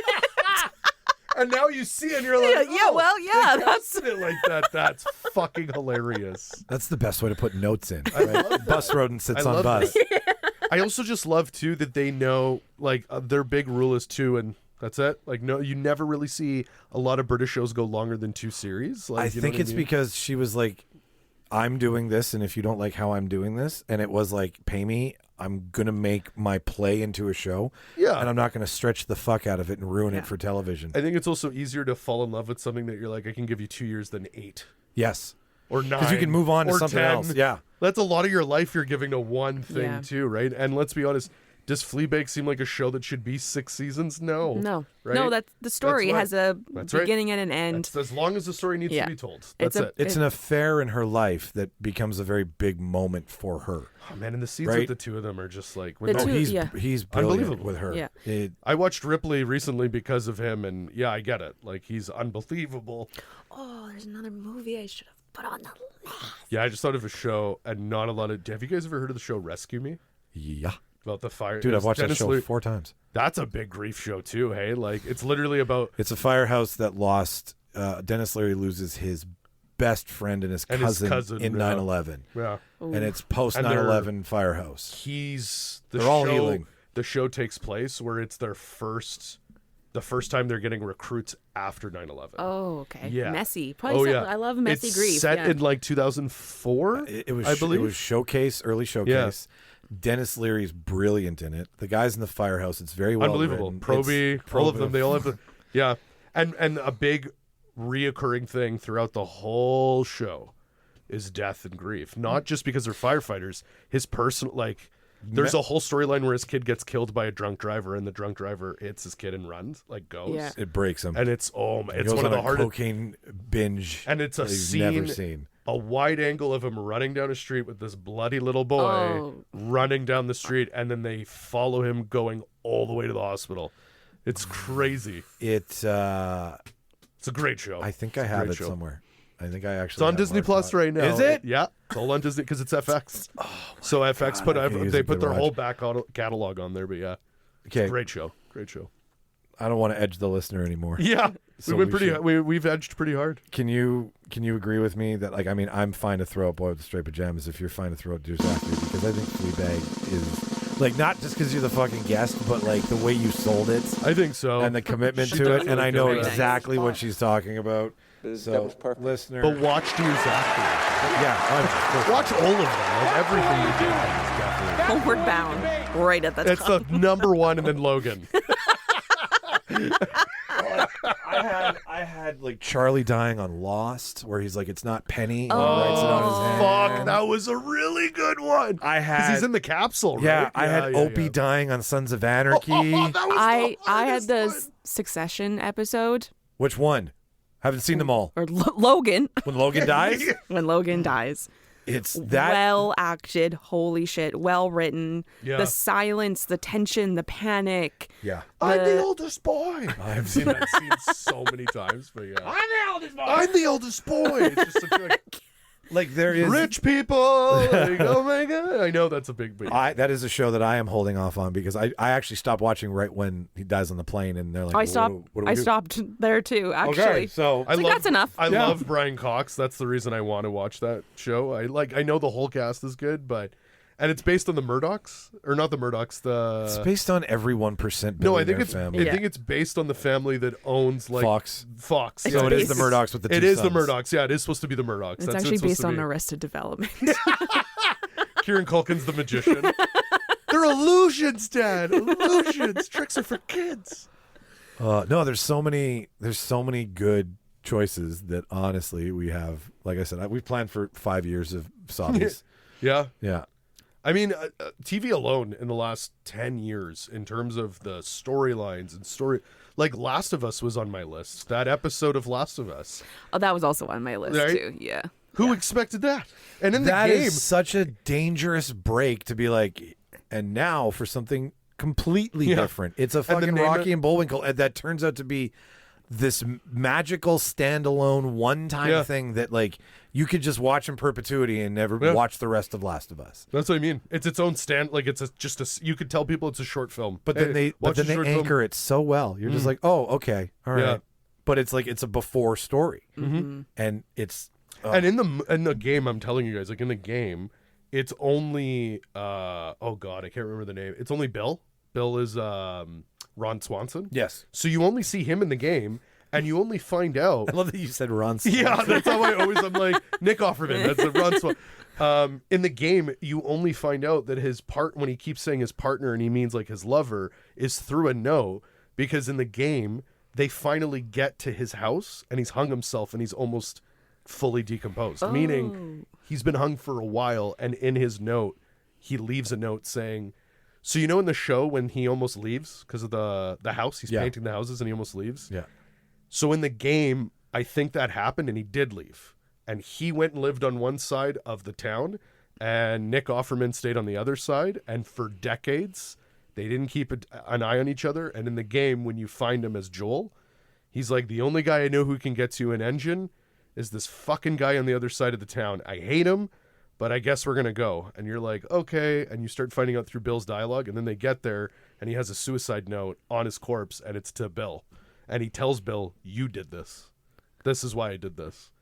We had something great and you did this. Oh, I like the TV. I know. episode. I know. Yeah, the 'cause- game, and when I told Yeah. Claudia that, she was like, "Oh my god, I think the TV show did it way better." I was like, "Well, it's a lot more ruthless in the game, but you also don't see Bill as developed in the Yeah. game. Like in the game, he's just a crazy... Well, and this is for all the gamers who are like, what if they did stay together? yeah, and that's It how I doesn't, looked at it. and it doesn't matter No. if it's game specific or No. not, because that almost seems like a side story. So And they took a side story and made a major plot. That's out what of it. they, and again, you had Neil Druckmann, who's the writer and director of the game, wrote that episode. So who knows better about how to make lore within the world? He's than like, the guy let's who created it. let's give them the story Yeah. they never got. And the theme of The Last of Us is love. How does love prevail in a world where literally like the human race is dying off? And That's really mushrooms. the theme of Psilocybin. Yeah. And don't use flour. And the reason why we feel grief is because we experience love. Oh my god. Full apple That's circle. the secret. Full apple circle. Oh my. That's your apple for the day. I guess that's so true though. I truly It believe is. like it's impossible to feel the amount of grief without having love. It's the Yeah. bitter and the sweet. Mm-hmm. We're so fucking smart. Wow, we just did it. You're welcome, world. Yeah. Listener, if you don't feel slightly better inside, then don't donate to us. But if you do, feel free to throw us a couple bucks for the therapy session we just put you through. Yeah. Yep. This is your first time listening. Thank you for listening all the way through. If you want to do something for us after this, subscribe. That's the easiest thing to do.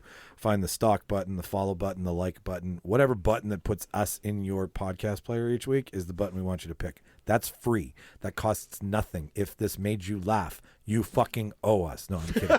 We hope you listen. We will find you. Yeah. We have your IP address. Yeah, we know where all you come from. We get the fucking downloads. So, with that being said, just follow, like, subscribe if you want. If you're in Winnipeg, if you're in Manitoba, and you want to come to a trivia night, or you want to follow Charles's Nerdgasm channel, it's all in the show notes. The link in our bio. Go to our social media. Instagram, Facebook are the best ways to follow us. And if you want to watch us, you can check us out on YouTube. We put clips up. It's way easier than making a whole entire video episode of a fucking podcast. That's the Neil Gaiman way. This isn't Joe Rogan. Neil This is an amateur. No. Well, we're approaching Joe Rogan timeline. We're at 241 right Wow, now. this is a good episode. What do you Yeah. think is Joe Rogan's favorite movie to cry to? What do you cry to? John Wick. Rogan? Yeah. Just the part where they kill the dog. Lucy. I did argue she was one of the best dogs in Hollywood. Oh my God, For our that's best dog right. list, our best dog episode, I was like, Lucy. It was Daisy. Daisy. That's it. It was Daisy. I said, without Daisy. Shows how much you love that dog. You know my heart? Yeah, Lucy, whatever her fucking name is, a dag. I said she's the most pivotal dog in all of Hollywood cinema. Without that dog, we don't have John Wick. John Wick stays retired. John Wick has something to cry over. No story. You have there. no John Wick. The without... Baba Yaga would have found a way to come out of her. Yeah, but She's the Bobby. the Bruce Willis. She sacrificed herself for a great story. That no broken puppy, no broken man, no fucking 4 movies of awesome. No Armageddon. no Armageddon. It's all connected. And then if you are in the market for it's so funny. In the market. If you're in the market for a death doula, if you know someone who's going through a hard time and you think that Jessica's services would be something that would benefit them, all her information's in the show notes. Reach out to her. Her email will be there. Thank you so much for coming up with this idea. Thank you for having me. Yeah, This is a blast. This is a lot of Yeah, we have a new tradition now. Every have a new year. tradition. Yeah, Every year. annual award Yeah, show to look forward the to. start of spring or start of summer. Yeah. We'll do the Sobbies. Yeah. We got to get a trophy going. Yeah, That's true. That's we true. do. We've been doing this for 6 years now. We still don't have a trophy. Okay. We have lightsabers. But now we get to make one. we do. We should. And we'll have the perfect list for you to get through winter. Yeah. This is your top 10 the trophy list. should be like a cry blanket, or like some sort of like a Soothie, right? Like some sort of like Oh, I like a tissues little with- baby binky. or a box of Kleenex. Kleenex with your name on it. Yeah. We'll make it signature and we'll Just sign an it. actual box of Kleenex. Yeah, that's great. This will get you through. For Mark. Kleenex signed is by us. expensive. Yeah. Yeah. Love it. Thanks for listening, listener. I've been Michael, I'm Charles. I'm Jessica. and we've been your real debaters this week. Watch all the movies. Bye, everybody. Bye, everybody. Bye.